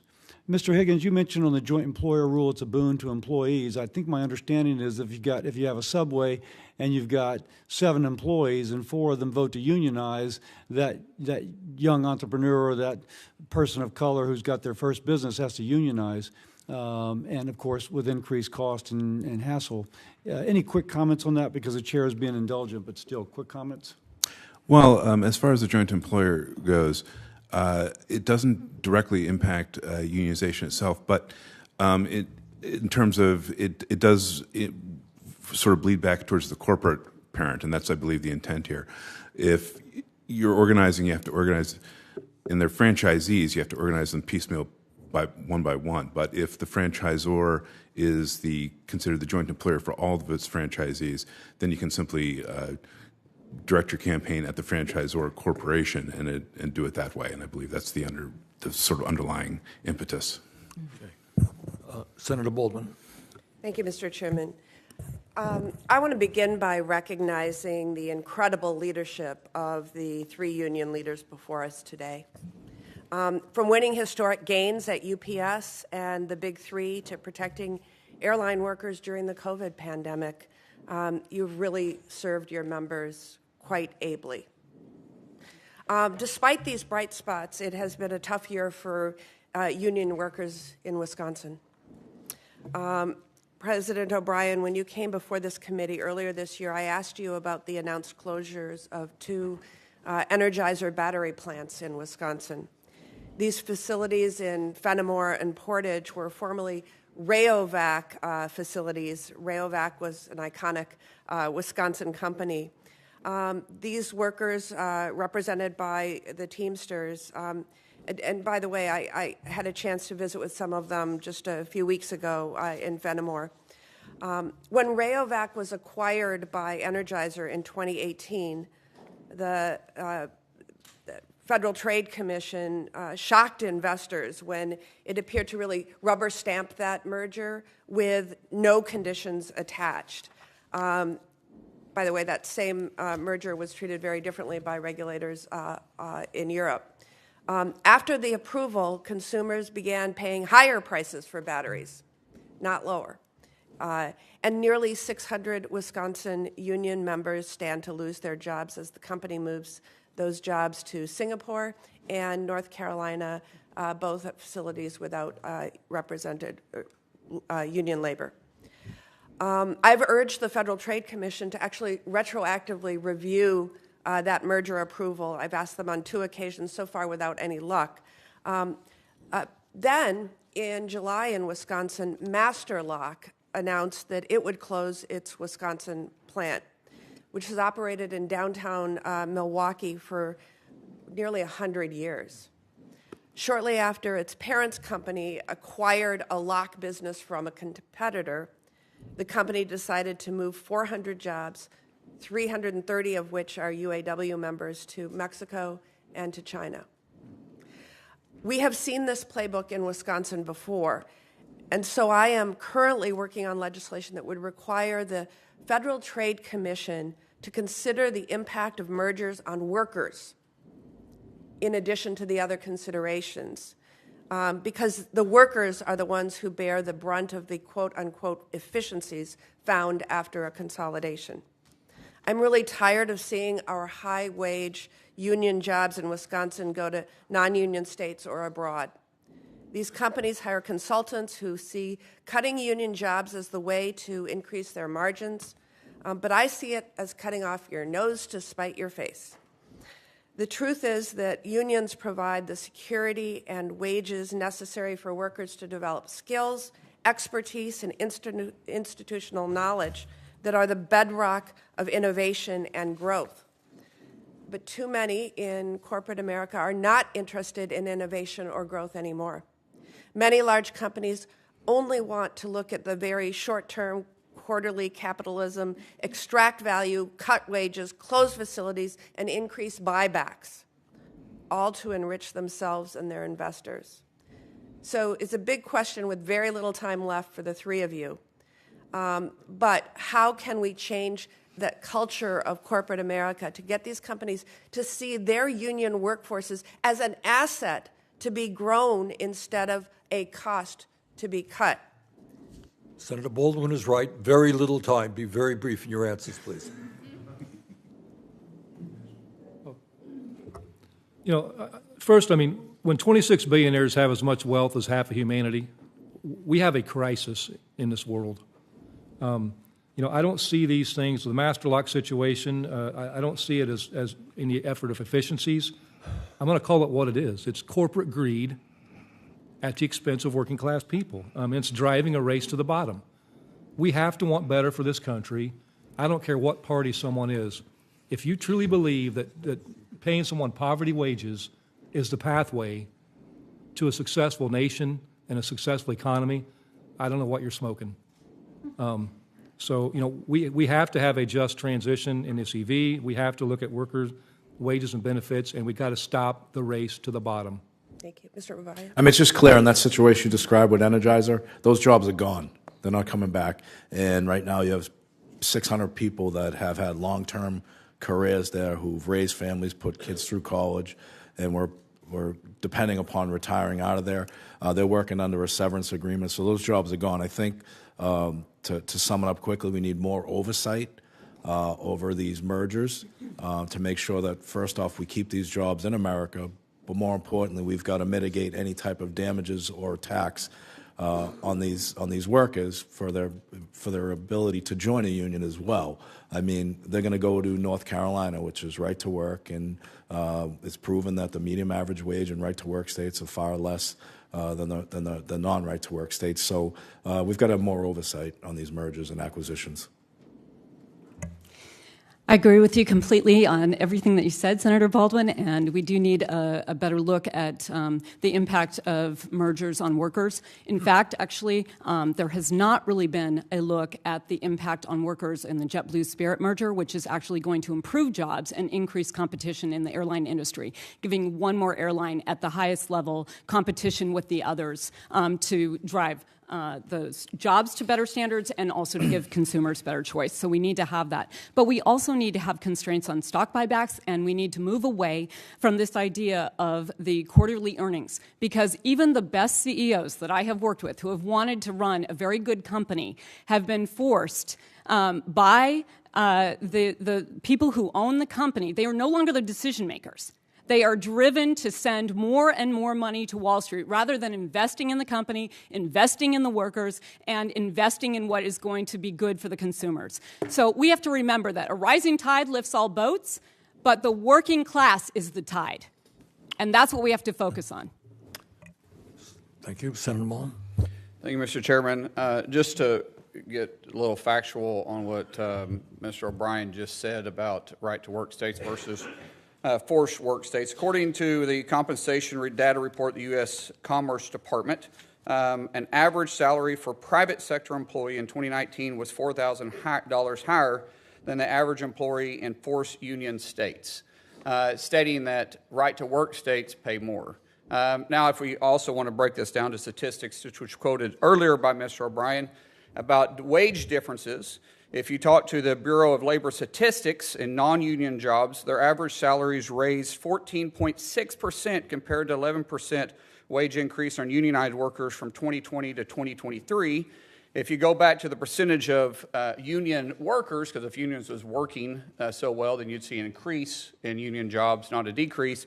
50 years ago, 33% of our labor force was union. Today, it's 10.1%. If you go back and you start looking at wage earned, if you actually compare comparable wages to ages, not a partisan point, but you go to all wages earned, not just comparing 16 and over to 54 to 64-year-old ages, you'll see that the actual average, according to the Bureau of Labor Statistics, that if you subtract the union dues, it's actually higher.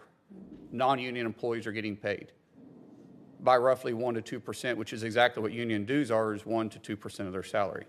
So I just wanted to set the record straight on that, and that's coming from statistics, all right? Now, let's talk about Mr. O'Brien himself, his behavior. As everybody knows, and it's here in the last time, him and I kind of had a back and forth. Appreciate your demeanor today. It's quite different. But after you left here, you got pretty excited about the keyboard. In fact, you tweeted at me 1, 2, 3, 4, 5 times. And let me read what the last one said. It said, greedy CEO who pretends like he's self-made. Sir, I wish he was in the truck with me when I was building my plumbing company. Myself and my wife was running the office because I sure remember working pretty hard and long hours. Pretends like he's self-made. What a clown. Fraud. Always has been, always will be. Quit the tough guy act in these Senate hearings. You know where to find me, any place, anytime, cowboy. Sir, this is a time, this is a place. If you want to run your mouth, we can be two consenting adults. We can finish it here. Okay, that's fine. Perfect. You want to do it now? I'd love to do it right now. Well, stand your butt up then. You stand your butt up. Oh, hold on. Big guy. Oh, stop it. Is that your solution every problem? No, sit down. Sit down. Okay. You know, you're a United States Senator. Sit down. Active. Oh, okay. Sit down, please. All right. Can I respond? Hold it. If we can't, no, I have the mic. said. I'm sorry. This is Hold what it. he said. You'll have your time. Okay. Can I respond? Oh, no, you can't. This is a hearing. And God knows the American people have enough of contempt for Congress. Let's not I don't make like it worse. thugs and bullies. You have, And that's you what- have I don't like you, because you just Hold it. described yourself. Hold it. You have the mic. Yeah. You have time. All right. Make your statement. Then let's do this, because I did challenge you, and I accepted your challenge, and you went quiet.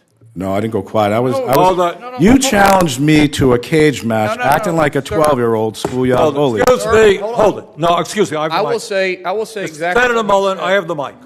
You have questions on any economic issues, anything that said, go for it. We're not here to talk about physical abuse. You brought. We're not him talking in. about. Of course, I did. And let me show you his hearing, because I want to expose this thug to who he is. And Could you not point to me? That's disrespectful. All right. I don't care about respecting you at all. I respect don't people that respect you at all. respect. So All right, hold let it. me Hold it. No. You're one of the most Hold elite it, people. please. All right. This is excuse me. Mm-hmm. This is a hearing to discuss economic issues. All right. If you have questions for Mr. O'Brien or anybody else on what he has said, go for it. But we're not here to talk about fights or anything else. I'm quoting exactly what he said. You can and say this what is- you want, This is but- your witness This you is brought. my And let me. witness. I'm exposing him. You can as a talk person anything who you want. he is. So but in no fight- 2013, Nope. in 2013, O'Brien was suspended by the Teamsters for intimidating your own members. In 2014, you were part of, what would you say, organizing the harassment and intimidation of the Top Shelf crew. Chef, not chef.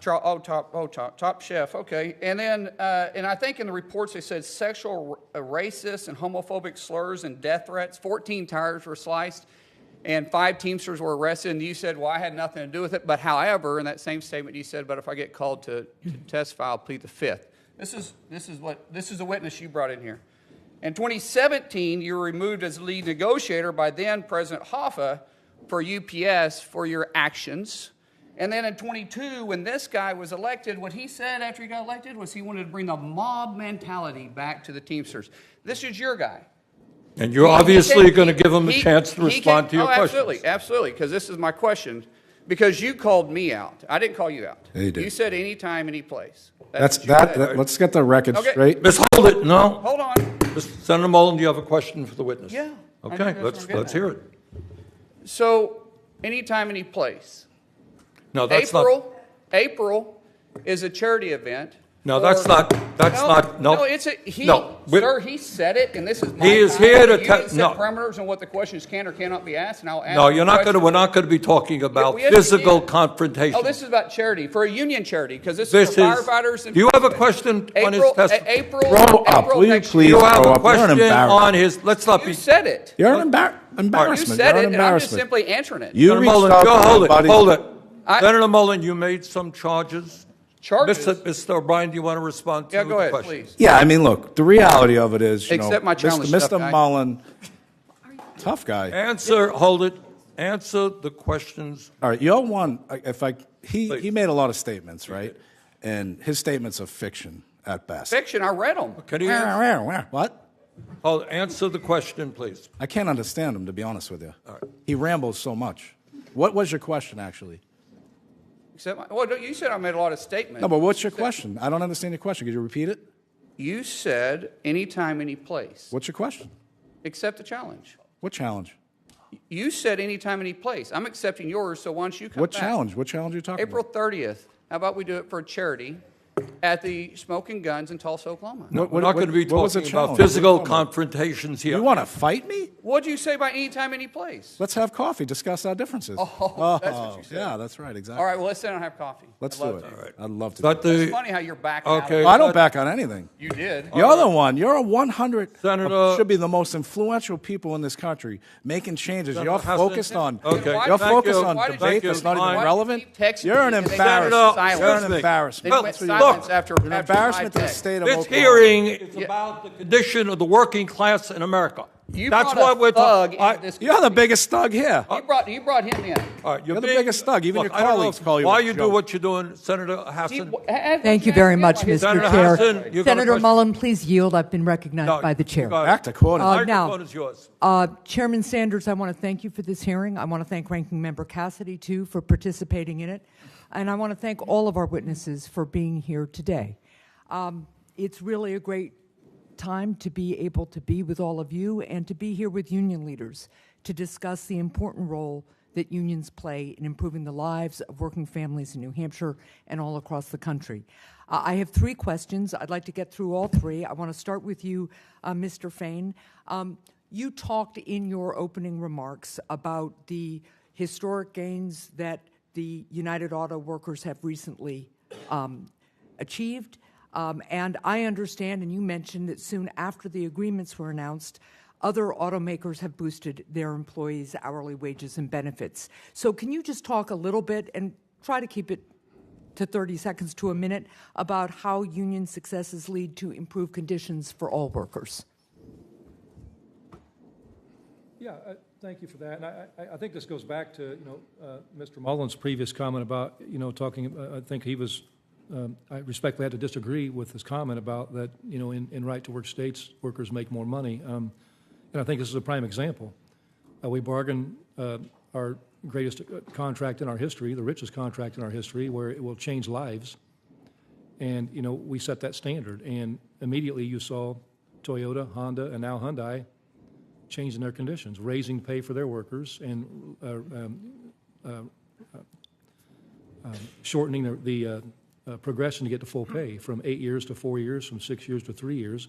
And we did the same thing from 8 years to 3 years. So obviously, that is a direct result of the impact of what we bargained for. And I think it even goes a step further. I think, during the COVID pandemic, I think people had to really reflect on what's important in life. Yeah. And it's not working 7 days a week, 12 and 16 hours a day, working multiple jobs. People want some semblance of a life, and they shouldn't have to work that much to make a living. Right. That's what we should focus on in this country. And I think people see that, and people want to be a part of that. Right. People should be able to know what their hours are, work hard during those hours, but then go to their kids' Little League games and take care of their elderly parents and shovel their neighbor's walk, right? Work-life balance issue. That's what we talk a lot about now, yes. Thank you very much. Mr. O'Brien, worker safety should be a priority for all businesses, yet unions still have to fight for basic worker protections. Our country saw some of the hottest temperatures ever recorded this summer. Many cities experienced extended periods well over 100 degrees. This puts employees working outdoors at serious health risk if temperature-controlled areas or adequate break times aren't provided. However, during this same period, the Teamsters had to fight to secure air conditioning in delivery trucks during their negotiations with UPS. Mr. O'Brien, beyond the health and safety implications, how does lack of access to basic protections impact worker morale and worker productivity? Well, I think it's the best example is what's happening at Amazon right now. You have a company that has the most OSHA violations that have to deal with egress issues over heat conditions where people are passing out, some are dying on the jobs. And that's the beauty of having a collective bargaining agreement that we have with UPS. There are mandates and plans in place to put air conditioning in the vehicles, make sure that the buildings that they're working in, the warehouses, are properly ventilated, make certain that we have safety committees that are part of the collective bargaining agreement that mandate and monitor. And UPS is a fine example where we have the least amount of OSHA reportable accidents because we do have those checks and balances in place that protect our workers. Right. It's not just a union versus non-union issue. Right. We think that we set the standard in this last agreement where we think every employer should adopt the policies and procedures that we were able to negotiate in this industry. Right, and it improves worker morale. They know that they'll be safe in the workplace and that their health will be considered. Well, I think if you go to a workplace that you know is going to protect you and be safe, then you know that you can have a long-term career there where your employer actually does care about you. Right. One more question for you, Mr. Fain.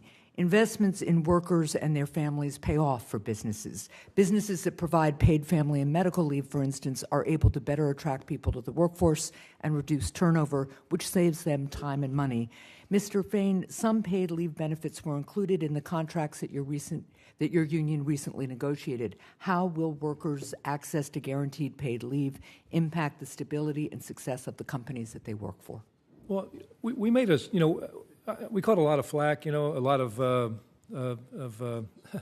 laughed at and mocked, for some of the demands we put on the table, the 32-hour work week being one of them.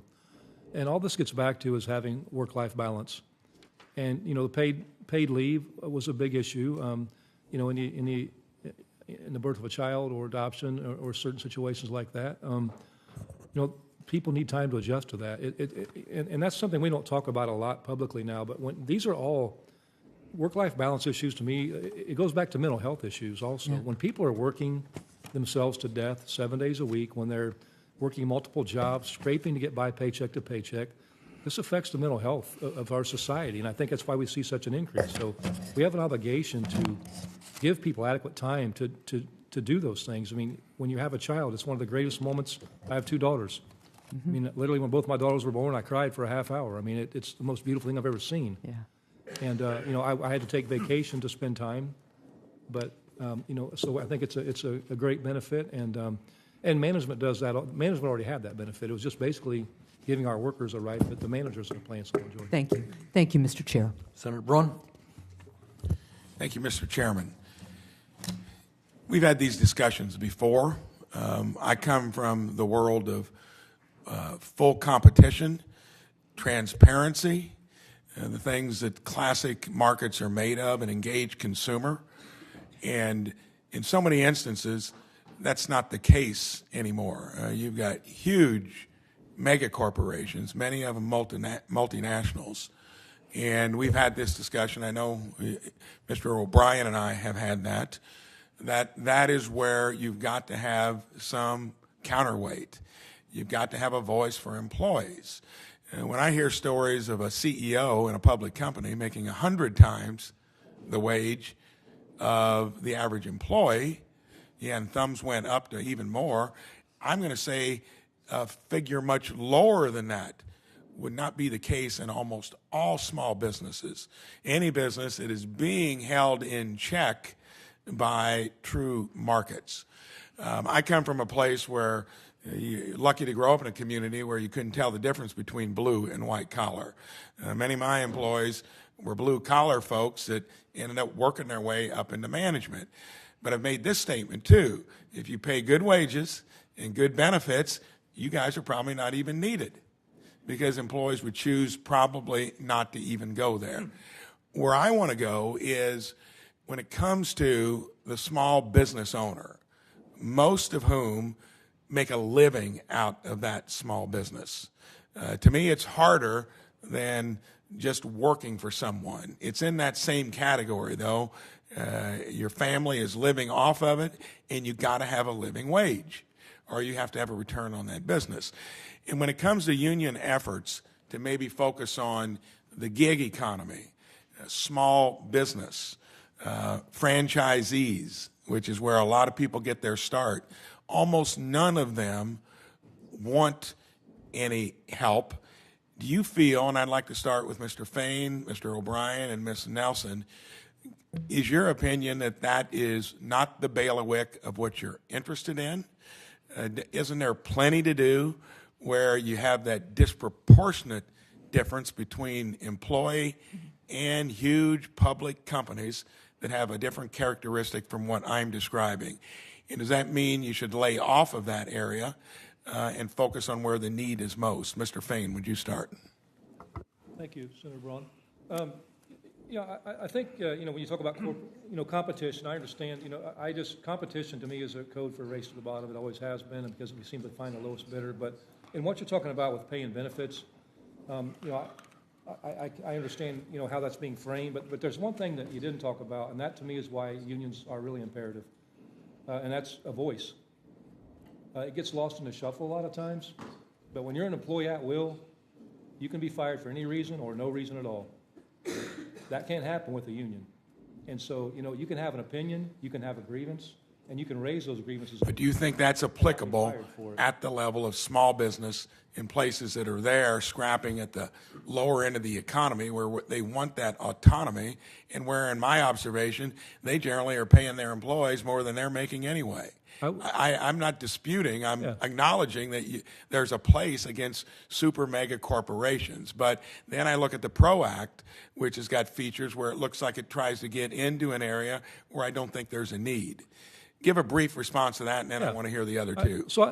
Small businesses. I don't know. I take my daughter is a dental hygienist. I mean, and I've seen one dental firm she worked for that kept cutting their wages, cutting their pay, and they have no repercussions. They can either quit and go somewhere else or just deal with it. And so I do believe that there are things that apply in small business as much as it does larger corporations. Naturally, larger corporations have very different circumstances, and but I think people still need those protections. People work for dignity, and every job deserves to have dignity with it. Before I run out of time, Mr. O'Brien. Yes, so I just want to give you a brief history. I came out of rank and file small business, and we negotiate with big corporations nationwide on behalf of 1.3 million members, and we negotiate on small white papers, small businesses. And, you know, to your point, there is a difference between both.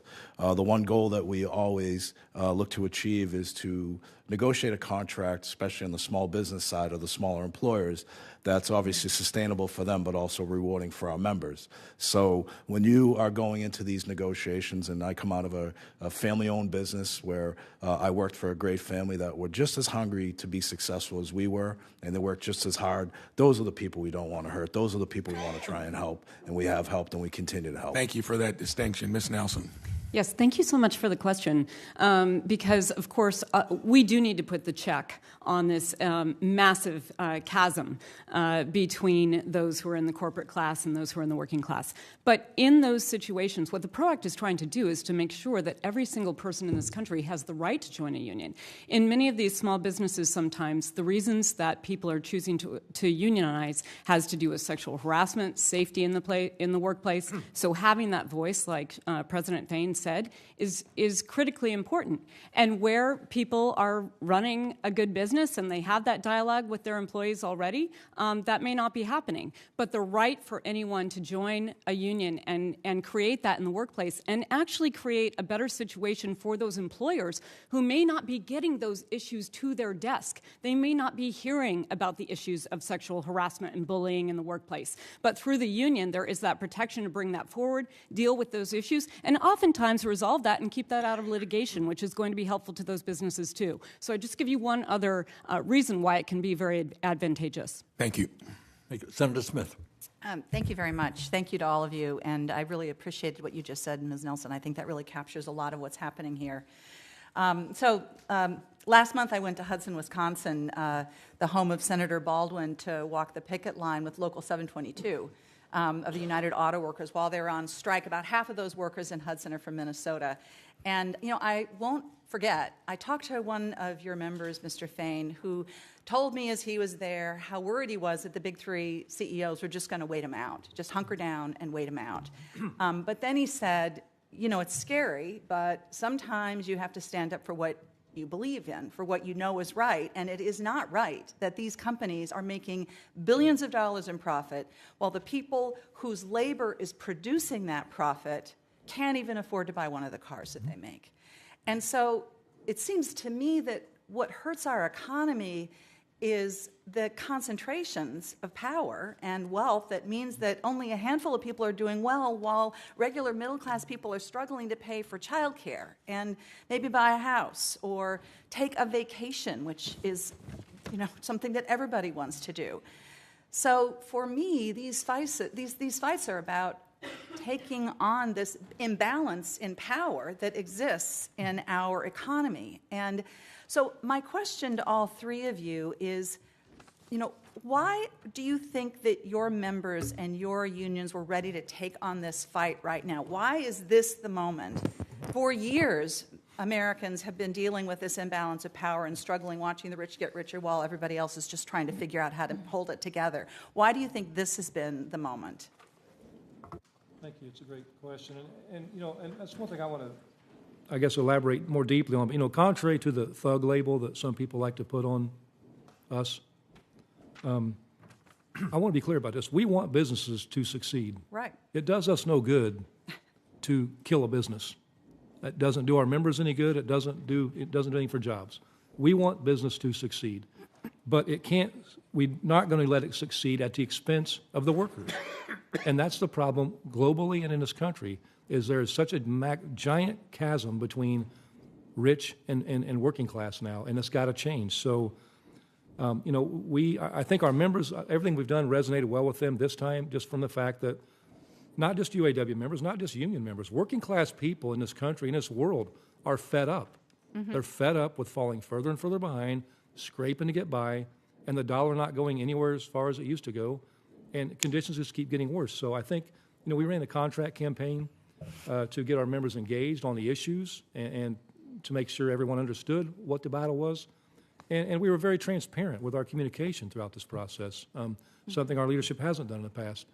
We gave weekly updates to the membership, and not just the membership, the whole world. It seems to me you were really building a strong collaboration with your members. This wasn't Yes. this was not a top-down kind of a thing. Yes. It was a grassroots. It's a member-driven. Right. The one thing we wanted to change when I took over as president was I want this to be a member-driven union, not a top-down oligarchy where I just bark orders and expect people to follow. The members run this union now, and that's how a union should be. Would Mr. O'Brien or Ms. Nelson like to? You're in a slightly different place, Ms. Nelson. But why do you think this moment is sort of the moment that is galvanizing this organizing and this change? Well, I think, speaking for the Teamsters Union, we represent 1.3 million members that are airline pilots to zookeepers and everything in between. So we have a very diverse membership. And the one thing that I think has promoted organizing and promoted a thirst to be represented is during the pandemic, the majority of my members were all deemed essential workers. They were providing goods and services to this country, whether it was delivering parcels, whether it was making sure that food was distributed out of warehouses and delivered by trucks, making sure rubbish was picked up, making sure that hospitals were clean. So I think, in light of all the essential services our members provided, the one thing that was clear with all CEOs and with corporations were they were thriving during the pandemic. Their bottom line and their balance sheet kept expanding and expanding and expanding. And I think our members, obviously not naive to the fact on how much these corporations are making, they could see it. Wanted to be rewarded for their hard work, rewarded for putting their lives in jeopardy. Some lost their lives, putting their families in jeopardy, sacrificing time at home to make sure that we provide a supply chain and essential goods and services country. So I think that's one of the reasons why there's such an appetite and thirst to take a piece of that pie, so to speak. Ms. Nelson, really quickly, before Chair Sanders gavels us both, why do you think this is the moment for flight attendants and the people that you represent? Yeah. Flight attendants often are at the tip of the spear of anything happening socially or politically in this country. Mm-hmm. And what we saw was people coming onto our planes before the pandemic and walking through first class, where the bigger seats are, and then walking to the next set of economy seats that are maybe have more room. And as they get further and further back, their knees are up at their chin. And there's no room for their bag. You might be lucky if you get to sit your rear end in the plane. So we saw that the entire American public was really experiencing this very shared experience across industries about the way that the productivity had been moved to Wall Street, that more and more of people's time was being taken from them, that they can't make ends meet, that they can't travel to their place of work. And then the pandemic came, and what they saw was that workers on the front lines were not only seen as a line item, they were seen as disposable. Right. And this next generation hears that Social Security is going to be taken away from them. Any sort of protections are going to be taken away from them. We're not making good on our promises. People are understanding that that the only way that they can fight back, the only way that they can fight for the American dream is to join together in unions and take that power and take it right to where the decision makers are, which is at the corporations who are controlling our politics because money is controlling our politics now. That's why we are where we are. Thank you very much. Thank you. Senator Hickenlooper. Thank you, Mr. Chair and Ranking Member. I appreciate the hearing, the opportunity to hear both sides of the argument. And I want to say, Ms. Nelson, in case I don't get back to you, when I was governor, I think one of the reasons we were successful, I hired a woman named Ellen Gollenbeck who came in as my Secretary of Labor, and she had been a flight attendant and organized flight attendants, and her impact on the other leadership of our state was profound. In other words, she had a different way of resolving differences. And I have utmost respect for Mr. O'Brien and Mr. Fain, but I do think that sometimes having more women in organized labor is beneficial. We de-escalate and we lead. We don't challenge to cage matches. That's exactly right. Now. Mr. Fain, let me start with you. The Economic Policy Institute found that as union membership has declined, there's been a corresponding rise in income inequality. And since the announcement of UAW's tentative agreement with the big three, Toyota, Hyundai, Hyundai, and others have subsequently announced wage increases for their workers. union advocates have always, of course,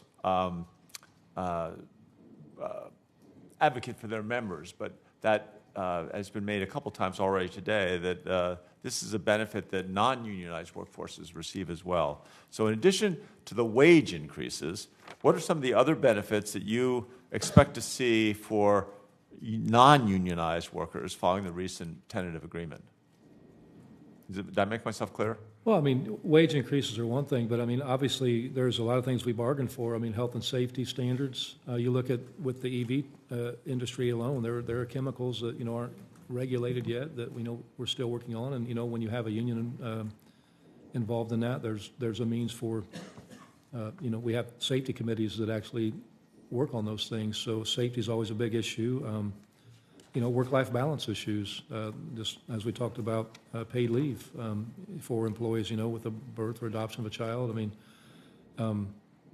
there's several things we could go on and on about, but it really comes down to, I think, when you look at the wage bump right away, what we call the UAW bump. I mean, I think that's just predominantly people go to work to try to sustain a living, and so I think we focus a lot on the wages, and I think it gets a lot of focus. I think that's the immediate concern of these three companies, Toyota, Honda, and Hyundai right away, was to raise wages because it's the quickest thing that is visible that will hopefully, in their opinion, discourage members from wanting to become part of a union. But absolutely, no, I couldn't agree more, and I think that bump is profound for so many people's lives, and we've heard about that from a number of different speakers.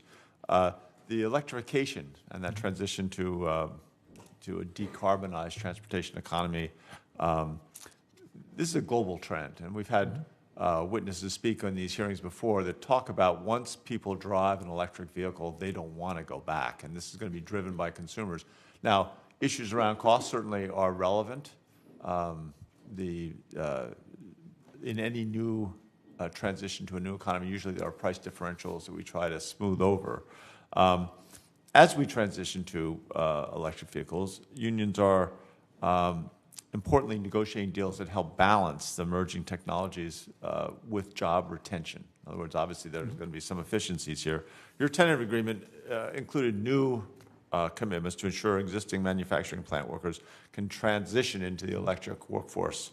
Can you talk a little bit about how you approached negotiating that tentative deal, balancing the EV goals? The climate change is real. I'm not sure that we've had too many witnesses here that don't believe it's a real issue.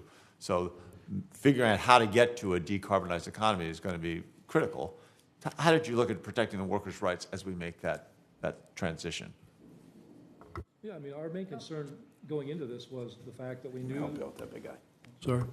Yeah, our main concern going into this was we knew that this was on the horizon and it was coming fast. So naturally, we talked about it a lot, a just transition. No matter how this goes, no matter what the timing is on it, we want to make sure just in the UAW alone, in the big three, 20% of the workforce is in powertrain work, which is making engines, transmissions that drive the vehicles.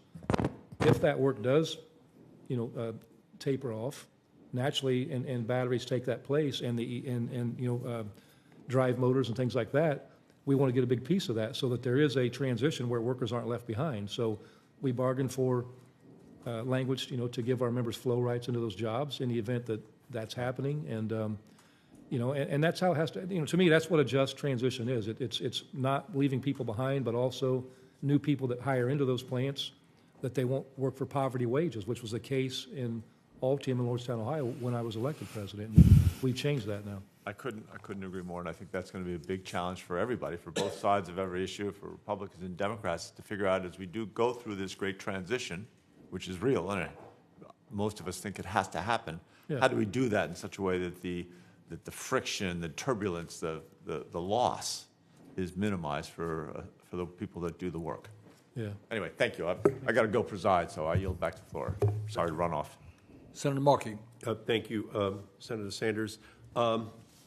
Thank you, President Fain, for your work increasing the benefits for UAW workers at Ford, GM, and Stellantis. And I'm sure that there's going to be a bouquet for you from the Honda and Toyota workers as well. Thank you, Mr. O'Brien, for your work increasing the benefits for UPS workers. Thank you, Ms. Nelson, for your work in making sure that airline workers got the protections they needed in the pandemic, and thank you for trying to organize the Delta flight attendants right now. Thank you, because the benefits will flow throughout our society. So these are big fights, big wins. Unions are taking big swings at corporate greed and disgusting union busting that cripple our working class. My father, who was a union vice president, always said you can't beg for your rights, you've got to take them. That's what you're doing. Workers across the country, from warehouses to schoolhouses and hospital hallways to the halls of Congress, are organizing, unionizing, and striking. They are demanding better and taking back their rights. But the fights are far from over as corporate greed runs rampant. We in Congress can't rest until these wins reach every worker in our country. So right now, Mr. O'Brien, Amazon forces workers to use scanners and devices to track their every move, every box lifted, every delivery completed, every restroom break taken is accounted for by an algorithm and artificial intelligence. If these workers don't meet corporate quotas, they risk losing their jobs. Faced with the choice of feeding their family or breaking their own back to meet these quotas, some workers end up with life-altering injuries. In short, smart tech turns sinister when big corporations use it to turn warehouses into Big Brother. So what do we need to do, Mr. O'Brien, to break this trend that Amazon is leading? Well, I think we take a look at what we achieved during the UPS agreement, because we do the same exact work. And look, I apologize for not acquiescing to the cage fight in November. I was in April. I was in a cage. Don't worry about cage fight. I'm going to tell you, I was in a cage fight with UPS, one of the largest corporations, so I really couldn't entertain you at that point. But what we did was we negotiated strict protections, and we know that the parcel delivery business is and look, guilty as charged. We hit that send button on our computer. We want our packages 2 days prior, right? And there's standards that are put in these companies, that productivity standards that are not attainable. And what we're able to do at UPS, protect against such unattainable productivity standards, make sure we protect the members, but more importantly, provide a quality of workforce that is going to be sustainable. And we did that through protections in our collective bargaining agreement. At Amazon, you're 100% correct. Those workers at Amazon are held hostage by technology. They're held hostage and held to a higher standard that's not achievable. And when the company decides you're no longer worth it, they just throw you out and recycle someone new in there. That is why there's a 150% turnover ratio. That is why they have the most injuries per OSHA, and that is why they need to be organized and protected under a collective bargaining agreement. Ms. Nelson, the theme of today's hearing is a rising tide lifts all boats, but we could say a rising tide lifts all planes as well.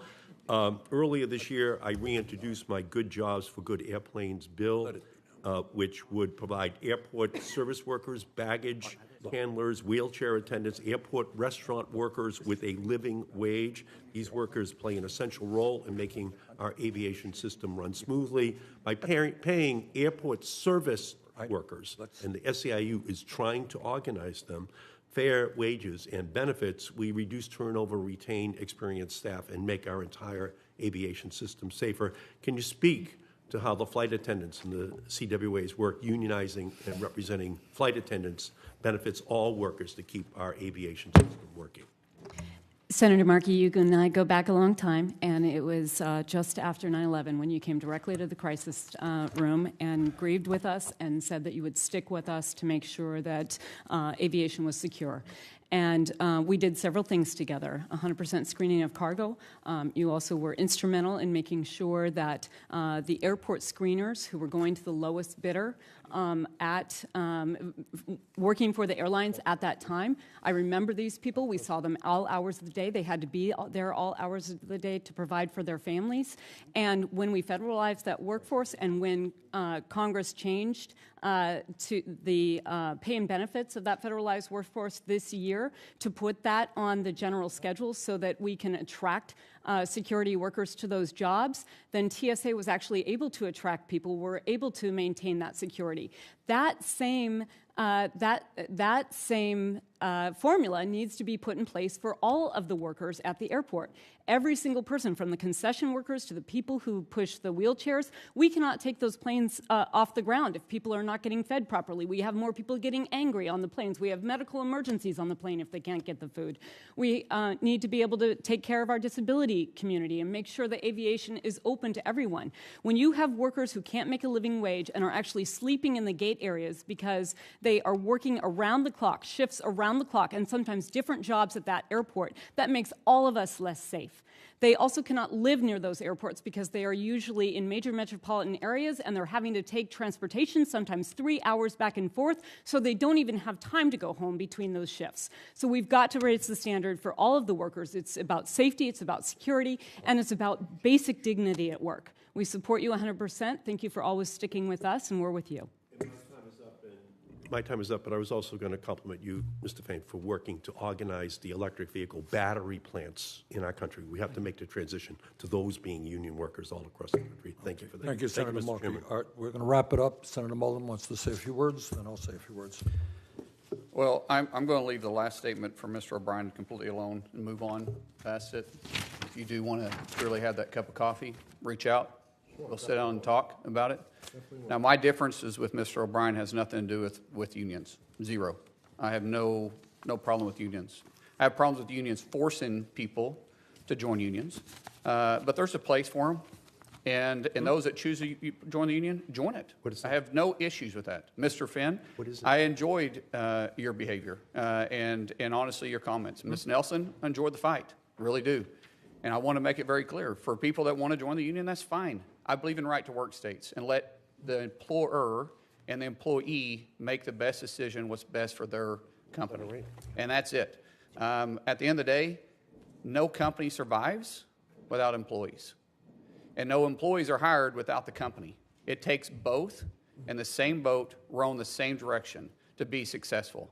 I'm only moderately successful because I was fortunate enough to have great employees that worked for me for a long time, and I was able to build a company with them. At the same time, they were actually able to live a very successful life too. So appreciate the time, Mr. Chairman. Appreciate the witnesses that came in. Thank you. Thank you. Senator Lujan just walked in. Senator Lujan.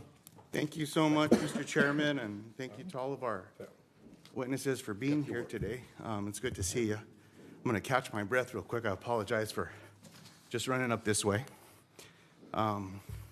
First off, Ms. Nelson, I want to say thank you for raising Al in your testimony, who is a retired police officer from New Mexico, who the country lost, who his family lost on September 11th on Flight 175. I want to thank you for not just keeping his memory alive, but everyone else who we lost that day. Thank you. Now, Mr. Chairman, I'm the proud son of an iron worker. My mom retired after 33 years from local public schools. My brother's IBEW. My grandfather, my mom's dad, was a union carpenter. So the turmoil that we saw, Mr. Chairman, was usually around holidays, and it was whether iron workers or carpenters were stronger. My brother was of a younger generation, so he didn't get to insert himself into that specific conversation. I had a roof over my head because people looked out for each other, because they got to stick by each other. And, you know, the family would often remark that they wish unions weren't needed.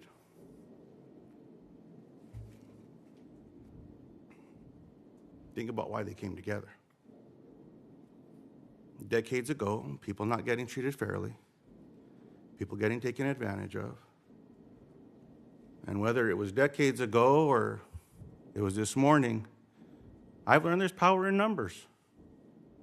If you lean on each other, if you count on each other, you can usually get through something. And it's the same thing where if a neighbor of mine has a challenge or there's a hole in the roof or something, then every one of us that has a tool or the capability or a pair of hands or one hand or two, whatever it may be, that can get there and repair that, we do it together as a family. But you lean on each other, you help each other, in good times and in bad. And my dad often reminded me when he also picketed outside of Los Alamos National Laboratory with his local because he was concerned of unfair working conditions. Now, the irony of all of that, Mr. Chairman, is my dad died from lung cancer because of exposure on the job. Because decades ago, they didn't have the technology necessary to give a damn about keeping people alive or what they were breathing in every day. Because they made a few extra bucks by not having the respiratory equipment that was needed. So they just let people get sick and die of cancer. Unions came together and said, that's not right. And they started fighting for more safety gear, more safety apparatus, so that when someone worked a full shift, whether it was a morning shift, an afternoon shift, swing, or graveyard, they could get back to their family home that night and maybe on Sunday go to services together or catch a ball game together or maybe a barbecue if they were able to. Thank you for what you do. Because heaven knows the laws that Congress passed aren't strong enough to keep people alive and keep people safe, because the laws that Congress passes create loopholes that allow folks, once it gets to a rulemaking, to create all the darn loopholes that exist so that people like my dad can't be here today, and he had a lot of living left in him. A lot of living left in him. I miss my dad every day. I still argue with him on occasion when I'm out in the field and I'm working on his old 1972 Ford, because I can't get it to work the way that he did.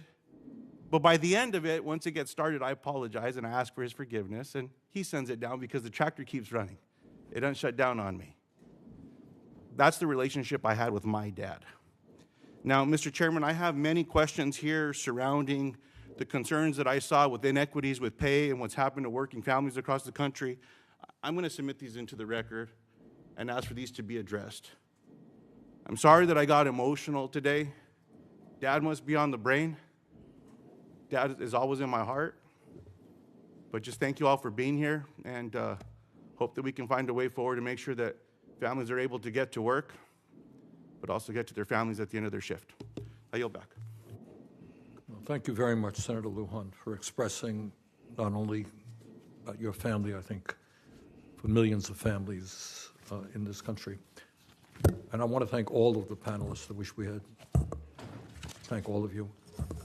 Look, what we are dealing with today, and Senator Lujan made this point, and others have made the point, is some people have extraordinary wealth and extraordinary power. And the people on top have never, ever done better in the history of America. More income and wealth inequality than we've ever had, more concentration of ownership. And what we've heard today is what's happening to ordinary people. How are they doing economically? Well, many cases, fallen further behind, can't afford rent, can't afford food. Corporate profits are soaring. Can't afford to send their kids to childcare.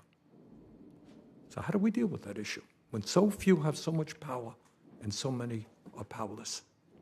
And the answer is what I think we have heard today. The only way anybody has ever made success is when people come together.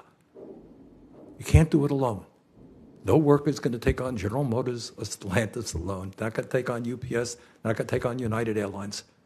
People have got to stand together. And when people stand together, they succeed. And we're seeing that now, and I think we're going to see more of that in the years to come. So I want to thank all of our panelists, but obviously for me, I want to thank our union leaders and workers all over this country who are demanding justice, not only for themselves and their unions, but for everybody. With that, this is the end of the hearing. For any senators who wish to ask additional questions for the record will be due in 10 business days on November 29th. I ask unanimous consent to enter the record any statement from stakeholder groups, and the committee stands adjourned.